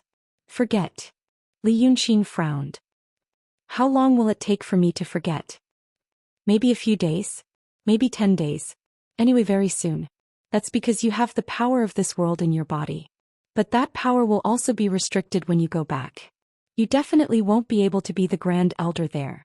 I don't care about that. Li Yunxin thought slowly and said, worst comes to worst, I'll go back for a few days and then come back. It'll be like a vacation. But what does it mean when legends come true? How many gods appear out of thin air? The girl thought about it. She looked innocent, but because of her serious expression she looked a little cute. As they spoke, people passed by in the alley, but they ignored Li Yunxin. Occasionally, someone would recognize the girl and say something like, Qiu came out to play. Qin Zhao would then smile sweetly at them. Who knew how the person would feel when they found out that the girl had fallen to her death and that she was already a corpse when she smiled at them? Because of inertia. She fiddled with her fingers. Your world has inertia too because of the inertia of the original rules. So, when changes are made, the rewriting of history will first fill in some places that are full of possibilities. It's hard to say. The principle is very complicated. But think of it as something like wishes in this world. People like to believe in those myths and legends, so they might attract things from the outside world. Or rather, when things from the outside world come to your world, they like to find things like that first. Look, when I drew Shinryu and Kyuko, I stayed in this world for a long time and created many legends about the divine dragon before I drew them. Because it's easier this way. Li Yunxin felt that Qin Zhao's ability to express herself might not be as good as her ability in other areas. He thought hard for a while before saying, you mean, after the two worlds merge, if there are creatures in the other world like Li Chunfeng, then if they want to invade our world, they'll most likely appear in the form of the gods in our world's myths and legends? Because that's what people thought in the past, so they're like, some kind of emptiness? Something like that. You speak better than me. Li Yunxin ignored her compliment. Then will there be other creatures? You said that if I return to my world I will bring the erosion here with me. But the universe that is merging with this world doesn't seem to have any living creatures, right? Probably. Qin Zhao smiled at someone who seemed to know her and then looked at Li Yunxin. So you see, this is one of the risks that Li Chunfeng didn't tell you. If there were no other creatures, then your world would be the same as ours, slowly changing. For example, the revival of spiritual energy, the gradual emergence of people with special abilities, and so on. And because history has been completely rewritten, people won't feel like it just happened. They would take it for granted that those people had existed since ancient times and were just hiding. But from the perspective of that world at that time, that was indeed the case. She paused and stopped smiling. She looked at Li Yunxin seriously. These are the risks that you'll probably have to bear. Or rather, the risks that you'll bring to your world. Actually. For the first time she looked like she wanted to say something but stopped herself. Actually, it's okay if you don't want to do it. Li Yunxin was stunned. Huh. People like us can rely on ourselves, Qin Zhao said. Li Zhen and my ancestors saved the world once. We're quite familiar with things like the end of the world. If we can't think of a good solution in the end, it's not a big deal if we all get destroyed with the world. After all, we tried our best. And I don't like those people. You should know after reading my diary. Li Yunxin realized that she was talking about the Celestials. But he didn't expect Qin Zhao's attitude. He thought that after working so hard for so many years, they would be like drowning people, desperately grasping at anything they could grab. He didn't expect her to say something like, "It's not a big deal if we get destroyed." This was the second time he had a new understanding of her since they met. "Is that what you think or what everyone on your side thinks?" "It's mine." The girl sighed softly like a little adult. "They're hard to understand. You should be hard to understand too. But the people on my side, I mean the people from the place I came from, should all be able to understand. Actually, we're having a hard time. Think about it. So many people are floating in space, relying on those huge starships to maintain their lives. No matter how sturdy and technologically advanced they are, they're not as safe as a big planet. Encountering meteorite belts, collisions, malfunctions, wars. People can die easily in those kinds of environments. So we don't really care about life and death. I've seen a lot of destruction. After coming here, I feel that even though the world is at the end of its road, people's lives are wonderful. So death and destruction are not a big deal. You don't want to bring risks to your world. It's not a big deal not to do it." Li Yunxin was silent for a long while. He couldn't remember how long it had been since he experienced this feeling or met someone like this. If what she was saying was her true thoughts. Ever since he came to this world, he saw people constantly fighting for things. Fighting for treasures, resources, and everything that could be beneficial to them. Every single one of them was crazily calculating and fighting for the greatest benefits for themselves. They were willing to stop at nothing. Even those mortals who didn't seem threatening, Li Yunxin knew that they were also fighting for each other. But he heard such carefree words from Qin Zhao. But he could also hear that it was a very passive carefreeness because he had seen too much destruction and death. He was tired. So he just wanted to do what he had to do as hard as he could, as if he was fulfilling a given responsibility. Then if he didn't get any good results, he would accept his fate. He didn't expect the art saint to be so depressed. He turned to look at her, thought for a moment and asked in a low voice, "You said war? What's going on? Will the people who left the solar system still have a civil war?" "It's not a civil war. It's a war with another civilization." When she said this, she saw the surprise on Li Yunxin's face. She smiled proudly. Her expression was like the weather in June, changing on a whim. "Hey, there's nothing to be surprised about. We've been fleeing for tens of thousands of years and passed through 2 large galaxies. It's natural to meet other civilizations." "Okay. But aliens? It's the first time I've heard of one." Li Yunxin scratched his head. "Why did you start a war?" He felt very relaxed when he was with this mysterious art saint, who was deep and cold in Li Chuanfeng's heart. Perhaps it was because of her childlike appearance. At first it was because of resources. "I heard that before we left the Milky Way, resources were very scarce. Expanding the fleet, ensuring survival conditions, and developing technology all required resources. But at that time, we didn't know how long it would take for the erosion behind us to catch up, and whether there would be any unexpected changes. So everyone panicked, wanting to escape as far as possible and bring more things with them. You know, it's like a person going out for the first time. They worry about this and that, afraid that they won't be prepared enough. So almost everywhere they went, they tore down everything. Then they met some alien civilizations. Of course, they weren't happy. So they started a war with them and exterminated them all." Li Yunxin's eyes widened in surprise. "All of them? Haven't you met any powerful ones?" It's said that people were also surprised at that time. Later on, they said it was possible because the development of a civilization requires suitable conditions. For example, the age of the universe is more than 10 billion years old. In the past, people thought that countless civilizations must have been born in the past 10 billion years. But now, it's said that the environment suitable for the development of civilization has only recently appeared. So, whether it's humans or aliens, they belong to the first wave. We can be considered the top students of this first wave. But the current saying is that the environment suitable for the development of civilization has only recently appeared. So both humans and aliens belong to the first wave. We can be considered the top students of this first wave. Actually, it's also because the erosion happened in the solar system. We have a lot of technology from the outer universe. It's a great advantage. Li Yunxin sighed, not knowing what to say. But for some reason he felt that he was honored by it. At that time our starship civilization was called the Destroyer. The aliens called it Far.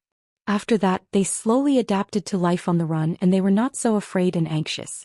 They might stay in one place for a period of time to rest, or even stay on a planet with better conditions for a few generations. Some people got used to it and didn't want to leave, so we left them there and the rest continued to move. In fact, this is also because of inertia.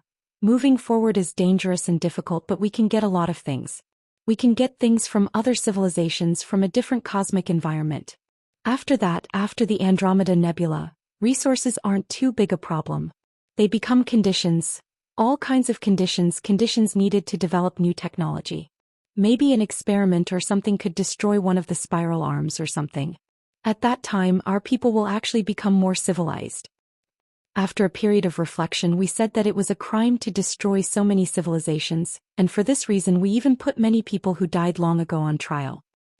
It's also a farce. But at that time some civilizations were not willing to do things.